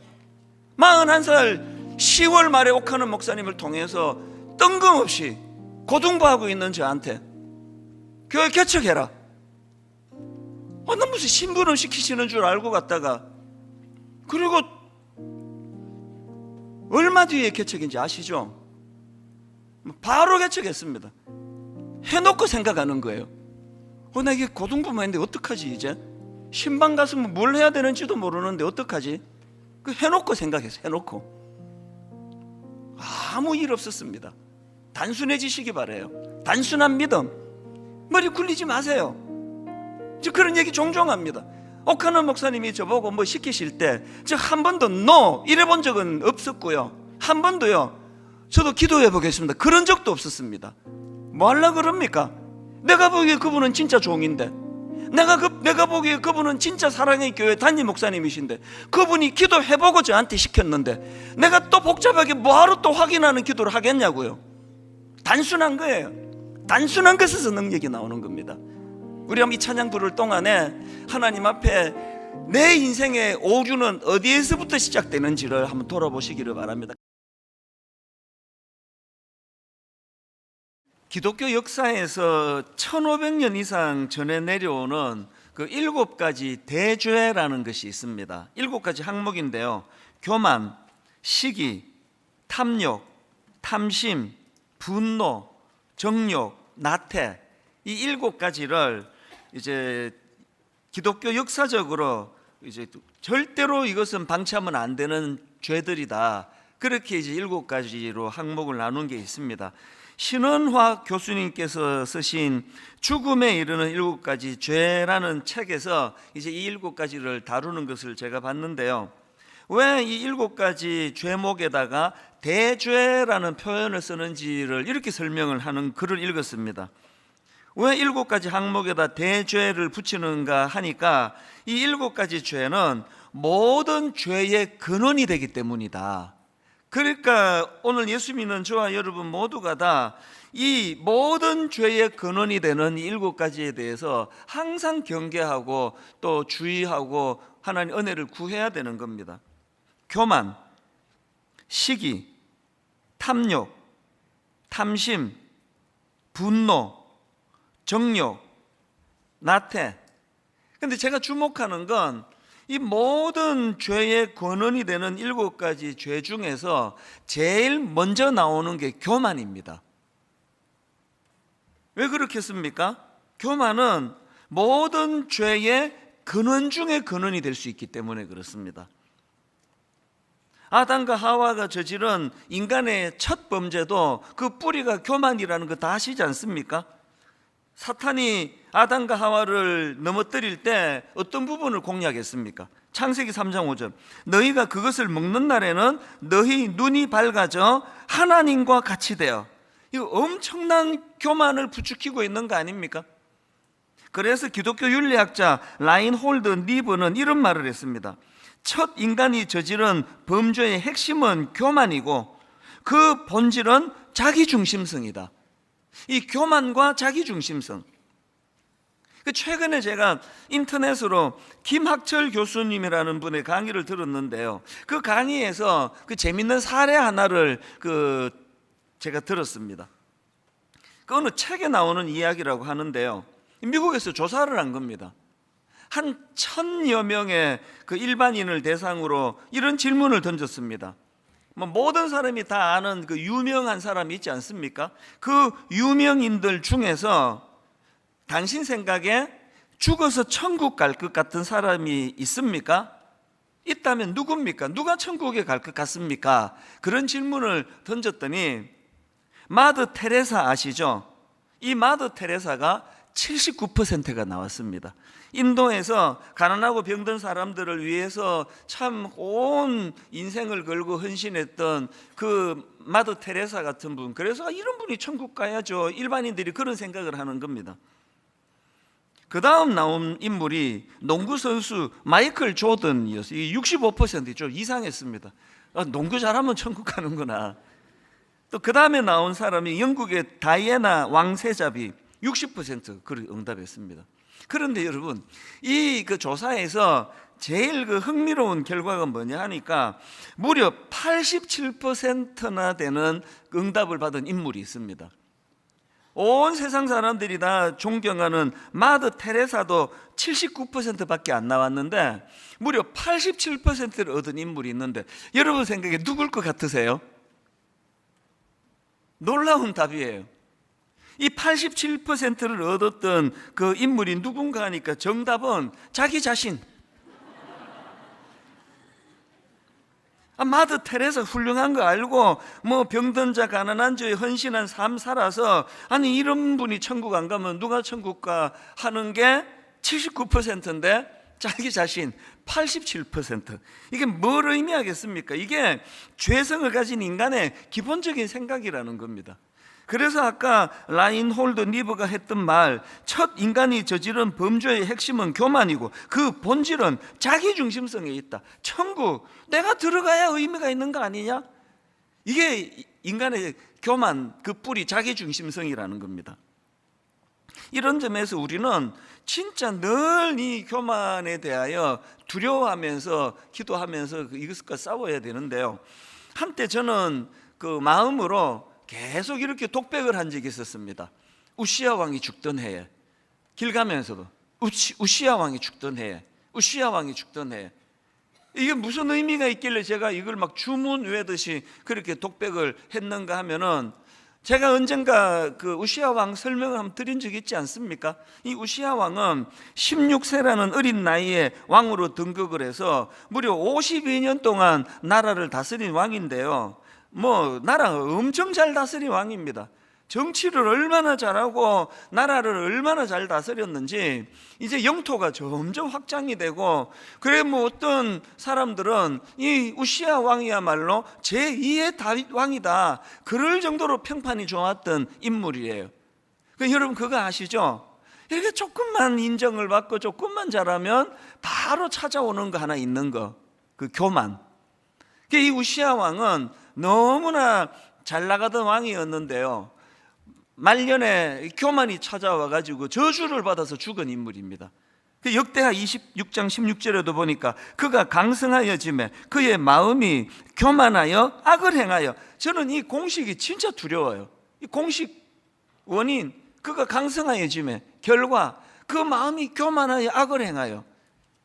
뭐 초심을 뭐 지키는 게 얼마나 어렵습니까? 그래서 제가 계속 그 독백을 한 겁니다. 교회가 이제 어느 2, 3년쯤 지나면서 막 성도들이 확 이렇게 몰려드는 그런 시기가 있었는데, 그때는 저를 아끼는 분들이 막 찾아와서 저에게 조언을 했습니다. 너 교만하지 마라. 너 교만해지면 안 된다. 어떤 성도님들은 목사님 초심을 지켜주세요. 그러니까 불안했나 봐요 그때 제가.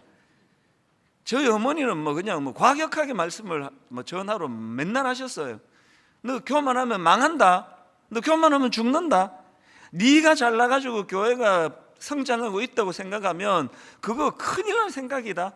계속 주위에서 그런 말씀들을 하시니까 제가 이제 우시야 왕이 죽던 해에, 무슨 뜻입니까?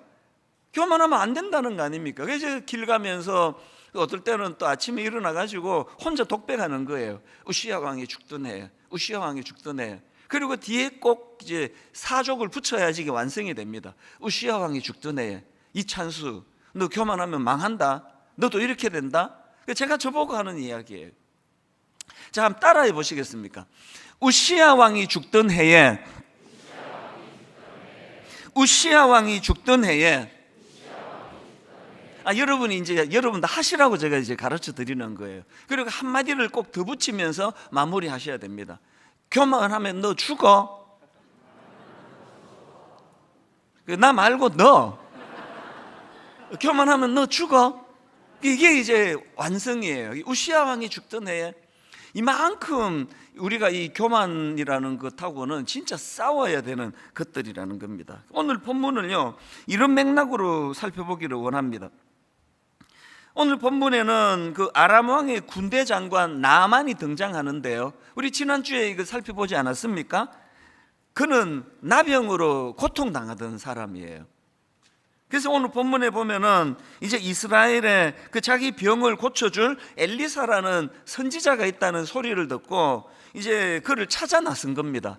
뭐 그냥 막 지푸라기라도 잡는 심정으로 그렇게 길을 나섰을 거라 생각합니다. 그게 오늘 본문 열왕기하 5장 9절에 나오는 말씀입니다. 나아만이 이에 말들과 병거들을 거느리고 이르러 엘리사의 집 문에 서니, 그래서 이제 엘리사 선지자가 그에게 뭐 우리로 치면 의사 선생님이 처방전을 주듯이 그에게 처방을 줘요. 그게 이제 10절입니다. 엘리사가 사자를 그에게 보내 이르되 너는 가서 요단강에 몸을 7번 씻어라. 내 살이 회복되어 깨끗하게 하리라 하는지라. 우리가 보기에 굉장히 평범한 주문 아닙니까? 이거를 듣고 여러분 막 기분 나빠지신 분 계세요? 굉장히 평이한 거 아닙니까? 그런데 이 이야기를 듣고 엘리사가 격분을 해요.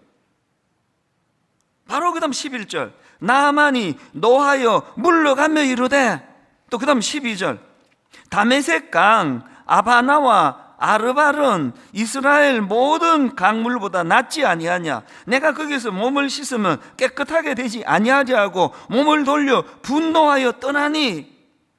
우리 같은 서민이 보기에 이게 이렇게 화낼 일이 아닌데, 그리고 이 나만 장군의 신하들이 다 말리잖아요. 그러지 마시라고. 이거 하나도 어려운 일 아닌데 왜 그러시느냐고. 왜 유독 나만은 왜 이렇게 격분을 하면서 격하게 반응하느냐? 그 답이 1절에 나와 있습니다. 1절, 우리 지난주에 살펴본 내용인데요, 아람 왕의 군대 장관 나아만은 그의 주인 앞에서 크고 존귀한 자니 이는 여호와께서 전에 그에게 아람을 구원하게 하셨습니다. 그는 큰 용사이나 나병 환자더라. 지금 나만 장군이 갖고 있는 두 가지 빛과 그림자가 있잖아요. 앞부분에 나와 있는 그는 큰 용사예요. 존경받는 인물이에요. 그런데 그림자가 뭡니까? 나병 환자입니다. 지금 엘리사 선지자에게 뭐 때문에 찾아왔습니까? 후자 때문에 온 거 아닙니까? 아까 벌써 9절에서요, 나아만이 이에 말들과 병거를 거느리고 이르러 엘리사의 집 문에 서니, 이거부터 털려먹은 거 아닙니까? 지금 병 고치러 가는 나병 환자 입장에서 뭘 그렇게 그냥 뭐 대동하고 막 엄청나게 화려하게 그렇게 가는 것 자체가 나만에게 있어서 그 삶의 무게중심은 나병 환자라고 하는 병을 고쳐야 되는 절박함보다는 큰 용사라는 거예요. 여기에 모든 마음이 다가 있는 거예요. 여러분, 이게 교만인 거예요. 오늘 저와 여러분이 누구나에게나 다 이 빛과 그림자가 다 있잖아요. 참 모든 사람이 부러워하고 좋아하는 그런 어떤 참 아름다운 모두 여러분 다 갖고 있습니다. 누구나. 그런가 하면은 또 누구에게도 말하지 못하는 나만의 그림자가 있잖아요. 저도 마찬가지라 그랬지 않습니까? 지금 그 문제를 가지고 고침받으러 가는데요, 나만에게는 여전히 지금 그 나병 환자로 치료받으러 가는 이거는 자기 인생이 엄청나게 크고 중요함에도 표면적으로 드러나는 건 여전히 거들먹거리기를 좋아하고, 그 지금 병원 가면서 막 그렇게 막 그 군사들을 대동하고 막 말을 몰고 가고 이런 것 자체가 그 나만이 갖고 있는 치명적인 약점이에요. 사실 여러분, 제가 살아보면서 깨달은 게 하나 있는데요, 높은 자리에 올라가면 올라갈수록 그에게 필요한 건 긍휼을 구하는 거더라고요. 아버지가요, 그 자기 딸한테, 자기 아들한테 긍휼히 여김을 받으면 그 집 가정교육은 끝난 겁니다. 뭐 더 이상 좋은 가정교육 없습니다. 우리 큰딸이 좀 유난히 정이 많아요. 그래서 얘는 항상 저를 좀 안쓰럽게 봐요. 그래서 뭐 어디 갔다가 와도 오면은 그냥 막 이거 목 이게 왜 이렇게 딱딱하냐 그러면서 막 목을 풀려고 그러고, 그리고 뭐 항상 이렇게 나갔다 오면 그 새우깡이라도 하나 사갖고 오는 건 큰딸이에요. 우리 아빠 맨날 이렇게 수고하는데. 그래서 큰딸에 대해서는 내가 별로 걱정을 안 합니다. 둘째 딸도 걱정 안 합니다. 둘째 딸도 걱정 안 하고 또 막내도 걱정 안 하는데, 지금 그냥 이제 그 긍휼 얘기를 하는 거예요. 뭐 둘째 딸도 엄청 저를 긍휼하게 보고 막내도 그렇습니다 라고 말해야 되는 이 상황을 이해해 주시리라 믿습니다. 요지는요, 아빠가 권위적이고 저 위에 있고 니들을 가르치는 입장이고 이것도 필요하지만, 아빠가 자녀들에게 긍휼히 여기면은요, 교육은 저절로 되는 겁니다. 부교육자들이 담임 목사를 불쌍히 여기면 그 교회에 부응할 수밖에 없습니다. 우리 교회가 그런 교회예요. 우리 교육자들이, 젊은 교육자들이 저를 얼마나 안쓰럽게 생각하는지 모릅니다. 그래서 그냥 이거 제가 할게요. 안 그래도 목사님 일 많은데, 목사님 너무 피곤한데 이거 우리가 하겠습니다. 진짜 그게 우리 교회예요. 그게 얼마나 감사한지 몰라요. 그래서 저도 우리 부교육자들에 대하여 참 불쌍히 여기는 마음, 긍휼히 여기는 마음으로 섬기기를 원하거든요. 이게 당연히 교회가 이래야 되는 거 아닙니까? 순장님을 순원들이 너무 안쓰럽게 생각하는 다락방은 100% 부응합니다. 나만 이걸 모르는 거예요. 교만한 사람이 이걸 모르는 거예요. 그래서 여러분, 그 우리나라 어른들 말 아시잖아요. 아프면 그 병을 자랑하라는 옛말이 있습니다. 어릴 때 들었던 이야기예요. 아픈 걸 자랑하라는 거예요. 그래야 거기서 처방도 나오고 무슨 약초가 좋다 이런 것도 나오고, 우리로 치면 기도하게 되고. 이 교만한 사람이 놓치는 너무나 중요한 인생의 소중한 거, 여기서 다 나오는 거거든요. 나만이 지금 그러고 있는 거 아닙니까? 그래서 나만의 교만이요, 그 인생을 완전히 망가뜨릴 뻔했잖아요. 그렇게 하고 그냥 가버렸으면 어떻게 되느냐고요. 제가 오늘 본문을 가만히 묵상을 하다 보니까 이 교만한 사람에게 나타나는 두 가지 증상이 있더라고요. 여러분 자신에게 한번 점검해 보세요. 첫 번째, 교만한 사람에게 나타나는 증상이 이 생각의 경직입니다. 11절을 보십시오. 나아만이 노하여 물러가며 이르되 내 생각에는, 그 생각 한번 들어보세요. 그가 내게로 와서 서서 그의 하나님 여호와의 이름을 부르고 그의 손을 그 부위 위에 흔들어 나병을 고칠까 하였도다. 이 경직이 느껴지세요? 아니 지금 병 고치러 온 환자 입장에서 이런 태도면 어떡합니까? 자기가 원하는 그 방식대로만 안 하면 안 된다 그럴 때 어떻게 병 고쳐줄 수 있느냐고요. 이 생각의 경직이에요. 이게 왜 위험한지 아십니까? 여러분 동맥경화, 이제 연세가 조금만 드시면은 병원에서 자주 경고하는 게 동맥경화 아닙니까? 그래서 제가 동맥경화 할 때 경화를 사전을 찾아봤더니 이렇게 설명합니다. 물건이나 몸의 조직 따위가 단단하게 굳어짐. 그래서 동맥경화는요, 동맥의 벽이 두꺼워지고 굳어져서 탄력을 잃는 질환이라고 그렇게 설명하는 글을 봤습니다. 젊을 때 동맥경화 잘 안 걸리거든요. 요즘은 또 자꾸 비만해져서 청년들도 조심해야 된다는데, 연세가 드시나 나이가 어리나 벌써 비만해지고 그러면서 이제 동맥이 이게 딱딱해지고 굳어지면 문제가 생긴다면, 여러분 우리 생각의 경화, 이 생각이 딱딱하게 굳어지고 이게 나와 있잖아요. 물건이나 몸의 조직 따위가 단단하게 굳어짐이라면 우리 생각이 굳어지는 게 얼마나 위험한지 아십니까? 우리가 자꾸 나이가 들어가면서 생각의 경화가 오는 걸 저도 느껴요. 제 자신이 그걸 느껴요.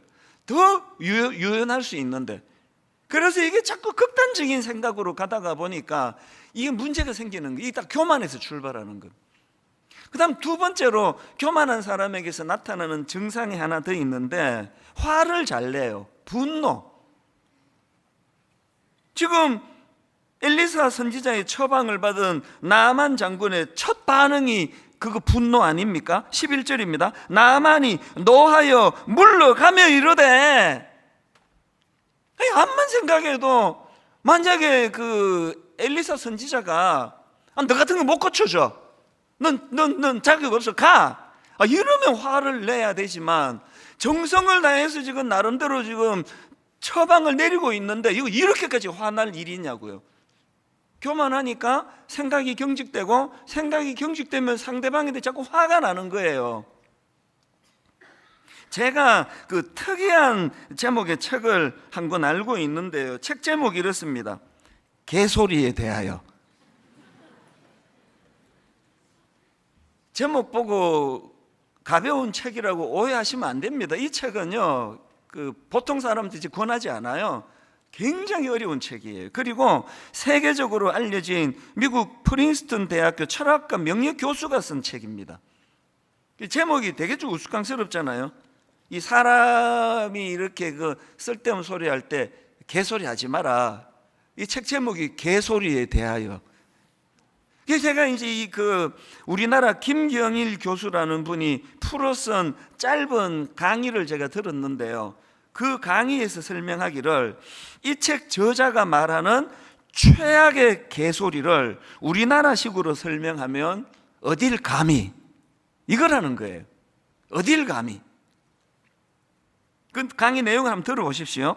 어딜 감히라고 자주 이야기하는 사람은 왜곡된 나르시시즘을 가지고 있는 사람입니다. 이런 나르시시즘은 실제로 나는 너보다 잘났어, 혹은 나는 너와 본질이 다르게 태어났어, 이런 생각으로부터 시작됩니다. 개소리 하는 게 어디서 나온다고요? 교만에서 나오는 거예요. 그래서 튀어나오면 뭐 어딜 감히 나한테. 요즘은 그 소리 잘 안 듣는데 옛날에는 싸우다가 이런 얘기 많이 들었습니다. 너 내가 누군지 알아? 알면 싸우겠습니까? 제가 그 30대 중반에 의경한테 티켓을 한번 받으면서 그때 생각하면 이게 지금 한 20년 가까이 지난 적인데 얼굴이 화끈거려요. 막 이제 나는 교통위반 안 했다, 거기는 티켓 끊겼다 그러다가 내가 이런 말이 툭 튀어나와. 너 몇 살이야? 내 부끄러워 죽겠어요 이거. 지금 이게 누가 옳으냐를 따지는데 나이 이야기가 왜 나오느냐고요. 이게 개소리예요. 이게 어딜 감히. 이게 교만에서 나오는 거 아닙니까? 이게 고민이 그거예요. 이게 자꾸 나이 들수록 우리나라에서 주로 많은 이 병 아시죠? 섭섭병. 자꾸 옛날에는 없었는데, 그게 워낙 이제 교양과 인격으로 억눌러서 표현은 안 해요. 어딜 감히 이런 말을 저는 안 하지만 마음에서 나와요. 어딜 감히. 너 몇 살이야? 이게 참 고민입니다. 그래서 여러분, 우리가요 계속 이게 나이가 들수록 동맥경화가 오듯이 생각의 경화가 오기 쉽다는 걸 기억하고 진짜 노력을 해야 됩니다. 그래서 제가 저를 경고할 때마다 이제 아까 같이 우시아왕이 죽던 애 이런 것도 있는데, 최근에 노래로 제가 저를 만들었습니다. 자꾸 섭섭해지니까.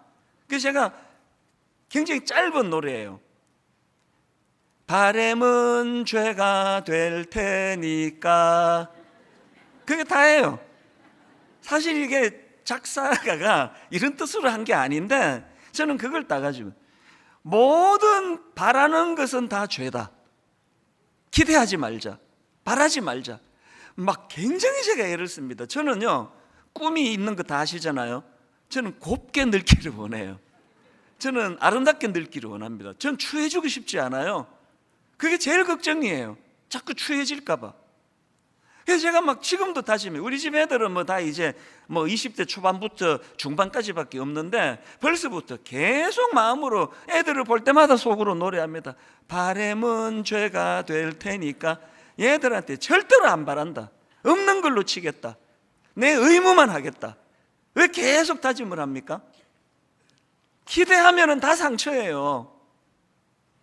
이 나이 들수록 이게 섭섭병이 많아지는데, 뭐 바람은 죄가 될 테니까 이런 노래 100번 불러도 소용없고요. 뿌리로 가야 돼요. 교만을 제거해야 됩니다. 교만을. 내 마음 안에 꿈틀꿈틀거리는 이 교만이, 그게 아까 그 개소리. 너 나 누군지 알아? 어딜 감히? 이게 그 유명한 스탠포드 대학 프린스턴 대학 철학과 교수가 만든 책입니다. 개소리라고. 오늘 저와 여러분이 하나님 앞에서 이 나만의 모습에서 우리의 모습을 찾아내고 이거 문제를 가지고 하나님께 나가야 된다는 겁니다. 이렇게 나만이 이런 정상들을 가지고 이제 하나님 앞으로 나아갔는데 참 나만이 부러워요. 겉으로 드러나는 나병만 고친 것이 아니고요, 그 근원적인 문제를 하나님이 고쳐주셔서 완전히 전인격적인 변화가 일어나는 게 오늘 본문의 나만입니다. 그래서 제가 부러운 마음으로 본문을 묵상을 하다가 오늘 우리 모두가 다 오늘 본문에서 우리가 하나님의 일하심을 방해만 하지 않으면 하나님의 일하심에 나타나는 두 가지 굉장히 중요한 요소, 이걸 좀 나누고 싶습니다. 여러분, 하나님의 일하심 첫 번째가요, 맞춤 처방이에요. 이걸 본문에서 제가 발견하고 굉장히 제가 감동했습니다. 이게 무슨 소리냐? 자, 10절을 한번 보십시오. 엘리사가 사자를 그에게 보내 이르되 너는 가서 요단강에 몸을 7번 씻어라, 이런 주문을 하거든요. 성경에요, 이 나병을 고치는 건수가 여러 건 나오잖아요. 구약에도 있고 신약에도 있는데 여러분 한번 뒤져보세요. 나병을 고쳐주시면서 요단강에 가서 7번 씻으라는 주문은 이게 전무후무예요. 유일합니다. 그래 내가 맞춤이라고 이야기하는 거예요. 아니 왜 한 번도 이런 시도를 성경에 기록한 걸 본 적이 없는데 왜 유독 나만에게는 7번 가서 씻어라, 그것도 요단강에 가서 그렇게 명을 하실 수밖에 없었느냐? 이게 바로 나만에게 필요하기 때문이에요. 뭐가 필요합니까? 그러하여금 이 교만을 끄집어내기 위한 하나님의 맞춤 교육이라는 거예요. 그냥 뭐 나만이 원하는 대로 그냥 뭐 예수님이 하셨듯이 그냥 뭐 깨끗하게 나아라, 그래서 그 자리에서 낫게 해주는 감동을 절대로 쓰지 않는 거예요. 왜? 그러면 나만은 껍데기는 고침을 받지만 그 교만한 내면은 더 교만할 거 아닙니까? 아니 이거는 치명적인 병을 안고도 이렇게 교만한데 병까지 나오면 어떻게 되겠냐고요. 하나님은 그걸 방치하지 않으신 거예요. 이거 맞춤. 제가 이 말씀을 묵상하면서 저의 지난 시간을 돌아봤습니다. 목사는 사람을 상대하지 않습니까? 그래서 사람을 통해서 많은 교정과 치료를 허락해 주셨는데요, 우리 부목사님들은 뭐 정말 저는 제게 은인이라 생각할 너무너무 훌륭한 또 저랑 호흡이 잘 맞는 분들이 오셨는데 한 20년 동안 참 뭐 그분이 나빠서가 아니에요. 제 마음이 아팠던 적이 몇 번 있습니다. 그래서 내가 저 목사님을 청빙한 걸 막 후회한 적도 있고, 막 너무너무 마음이 쓰라려가지고 그렇게 그 슬럼프가 올 정도로, 제 아내에게도 누군지 얘기 안 해요. 그래서 참 그분을 내가 원망한 적이 많았거든요. 지금 돌아보니까요, 하나님은 그 젊은 사역자를 제게 보내주셔서 저를 다듬어 주신 거예요. 이게 맞춤 처방입니다. 여러분 집에 그 사춘기 유난히 심하게 하는 아들이 있으면요, 이것 때문에 내가 막 죽겠어. 오늘 생각을 바꾸세요. 하나님께서 그 아이를 여러분 집에 보내주셔서 여러분을 다루고 계시는 거예요. 그래서 사춘기 심하게 하는 아이, 중2병을 심하게 앓는 아이를 한 둘 이렇게 거친 집에 부모는 성자예요. 얼굴에 광채가 납니다. 부부 그렇게 고르고 골랐더니 참 골라도 내가 어떻게 이런 남자를 골라가지고, 그때 우리 엄마가 반대할 때 내가 내 눈을 찔렀죠. 이런 분 계시죠? 생각을 바꾸세요. 그 남편은요, 맞춤, 아까 이렇게 말하니까 거의 공감을 안 해가지고 참 난감했지만 그래도 하겠습니다. 맞춤 처방으로 하나님이 그 사람을 보내주신 거예요. 그 아내도 마찬가지입니다. 동의 안 할 줄 알았습니다. 다락방으로 넘어갈게요. 다락방 하면은 꼭 여러분 마음을 상하게 하는 사람 한둘 배정이 돼 있다고 말씀드렸잖아요. 아무도 없으면 자기가 지금 모든 사람 앞에 그 사람이에요. 왜 다락방에 그분이 필요하다고요? 왜 하나님은 나만을 고쳐줄 때 그를 격분시키는 그 처방으로 해야 된다고요? 전인격적인 치료가 필요해서 그렇습니다. 그런가 하면은 두 번째로 하나님의 일하심 안에는요, 하나님께 집중하게 만드시는 하나님의 목표가 있습니다. 오늘 15절을 한번 보십시오. 나만이 모든 군대와 함께 하나님의 사람에게로 돌아와서 그의 앞에 서서 이르되 내가 이제 이스라엘 외에는 온 천하에 신이 없는 줄을 아나이다. 또 17절 나만이 이르되 그러면 청하건대 노새 2마리의 실을 흙을 당신의 종에게 주소서. 이제부터는 종이 번제물과 다른 희생제사를 여호와 외에 다른 신에게는 드리지 아니하고 다만 여호와께 드리겠나이다. 여러분 한번 생각해 보세요. 그 요단강에가 7번 씻으라는 처방을 내린 거는 사람이 내렸습니다. 엘리사 선지자가 내렸습니다. 그런데 지금 나만이 영광을 돌려드리는 대상은 하나님이에요. 이게 하나님 처방의 궁극적인 목표예요. 엘리사에게도 선물을 가져다 주는 인간미가 없는 건 아니지만 이 나아만이 전인격적인 치료를 하고 난 다음에 그 모든 결과의 영광을 하나님께 돌려드리는 거. 오늘 여러분 한국교회 병들었다 그러잖아요. 병든 거 맞습니다.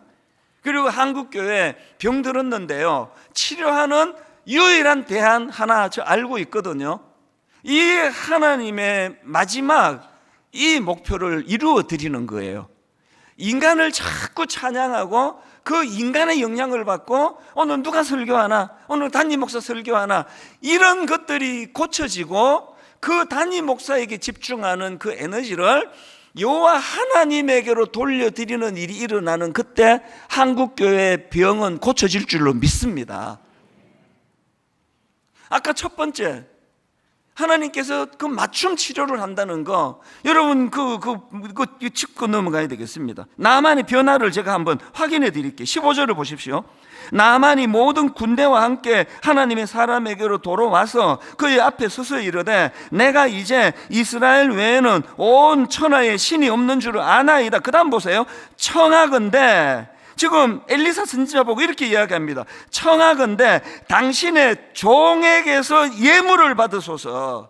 17절에도 나와요. 나만이 이르되 그러면 청하건대 노새 2마리의 실을 흙을 당신의 종에게 주소서.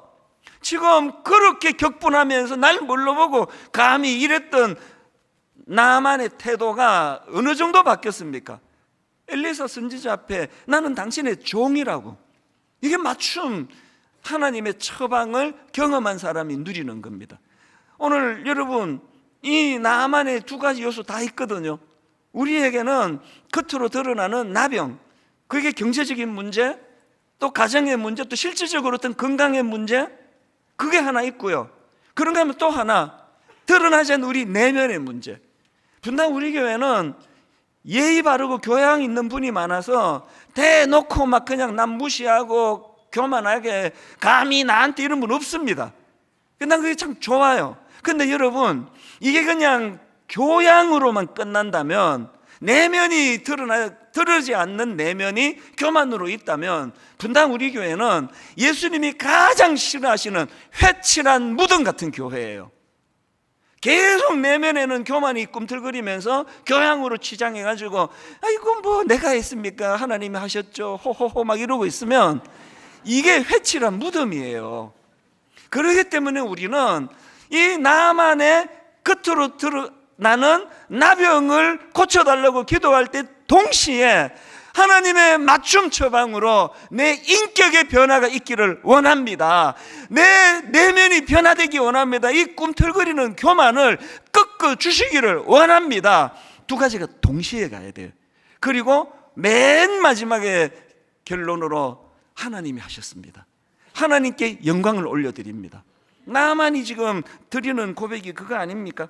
오늘 저는 말씀의 결론을 이렇게 맺기를 원합니다. 여러분, 오늘 설교 제목을 제가 나의 교만을 깨트리기 위해서는 이렇게 제가 잡았는데 답이 뭘까요? 문제 제기를 제가 설교 제목으로 했다면, 오늘 나의 교만을 깨트리기 위해서는 이 설교 제목에 대한 답으로요, 답이 이렇습니다. 교만을 깨트리기 원하세요? 압도하는 하나님의 임재를 경험하셔야 돼요. 압도하는 하나님의 능력을 맛보셔야 나만처럼 교만이 치료될 수 있는 거예요.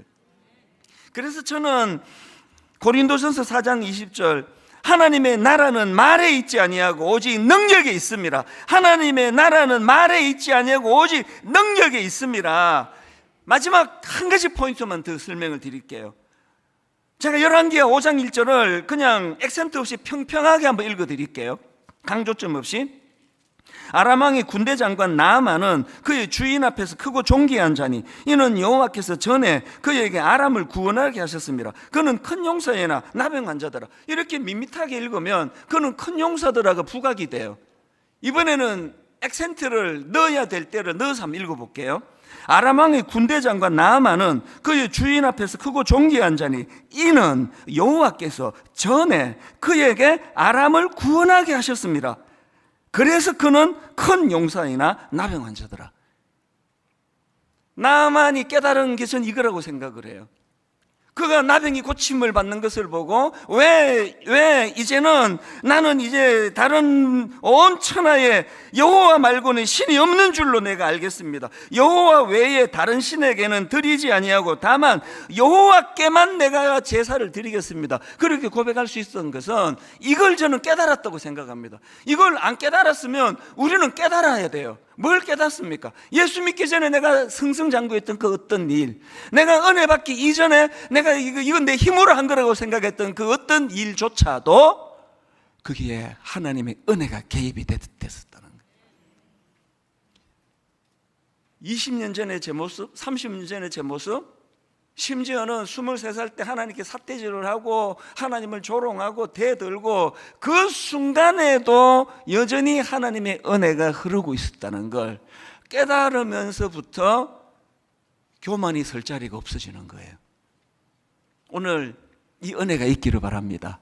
압도적인 하나님의 임재, 압도적인 하나님의 능력을 경험함으로 은혜 받기 이전에 과거에 이건 내가 한 거야, 이건 내가 한 거 맞아라고 했던 그거조차도 여기에 보니까 이는 여호와께서 전에 그에게 아람을 구원하게, 나라를 구해서 그렇게 큰 용사가 됐다고 존경받는 그였는데 알고 봤더니 그 배후에 하나님의 일하심이 있었다.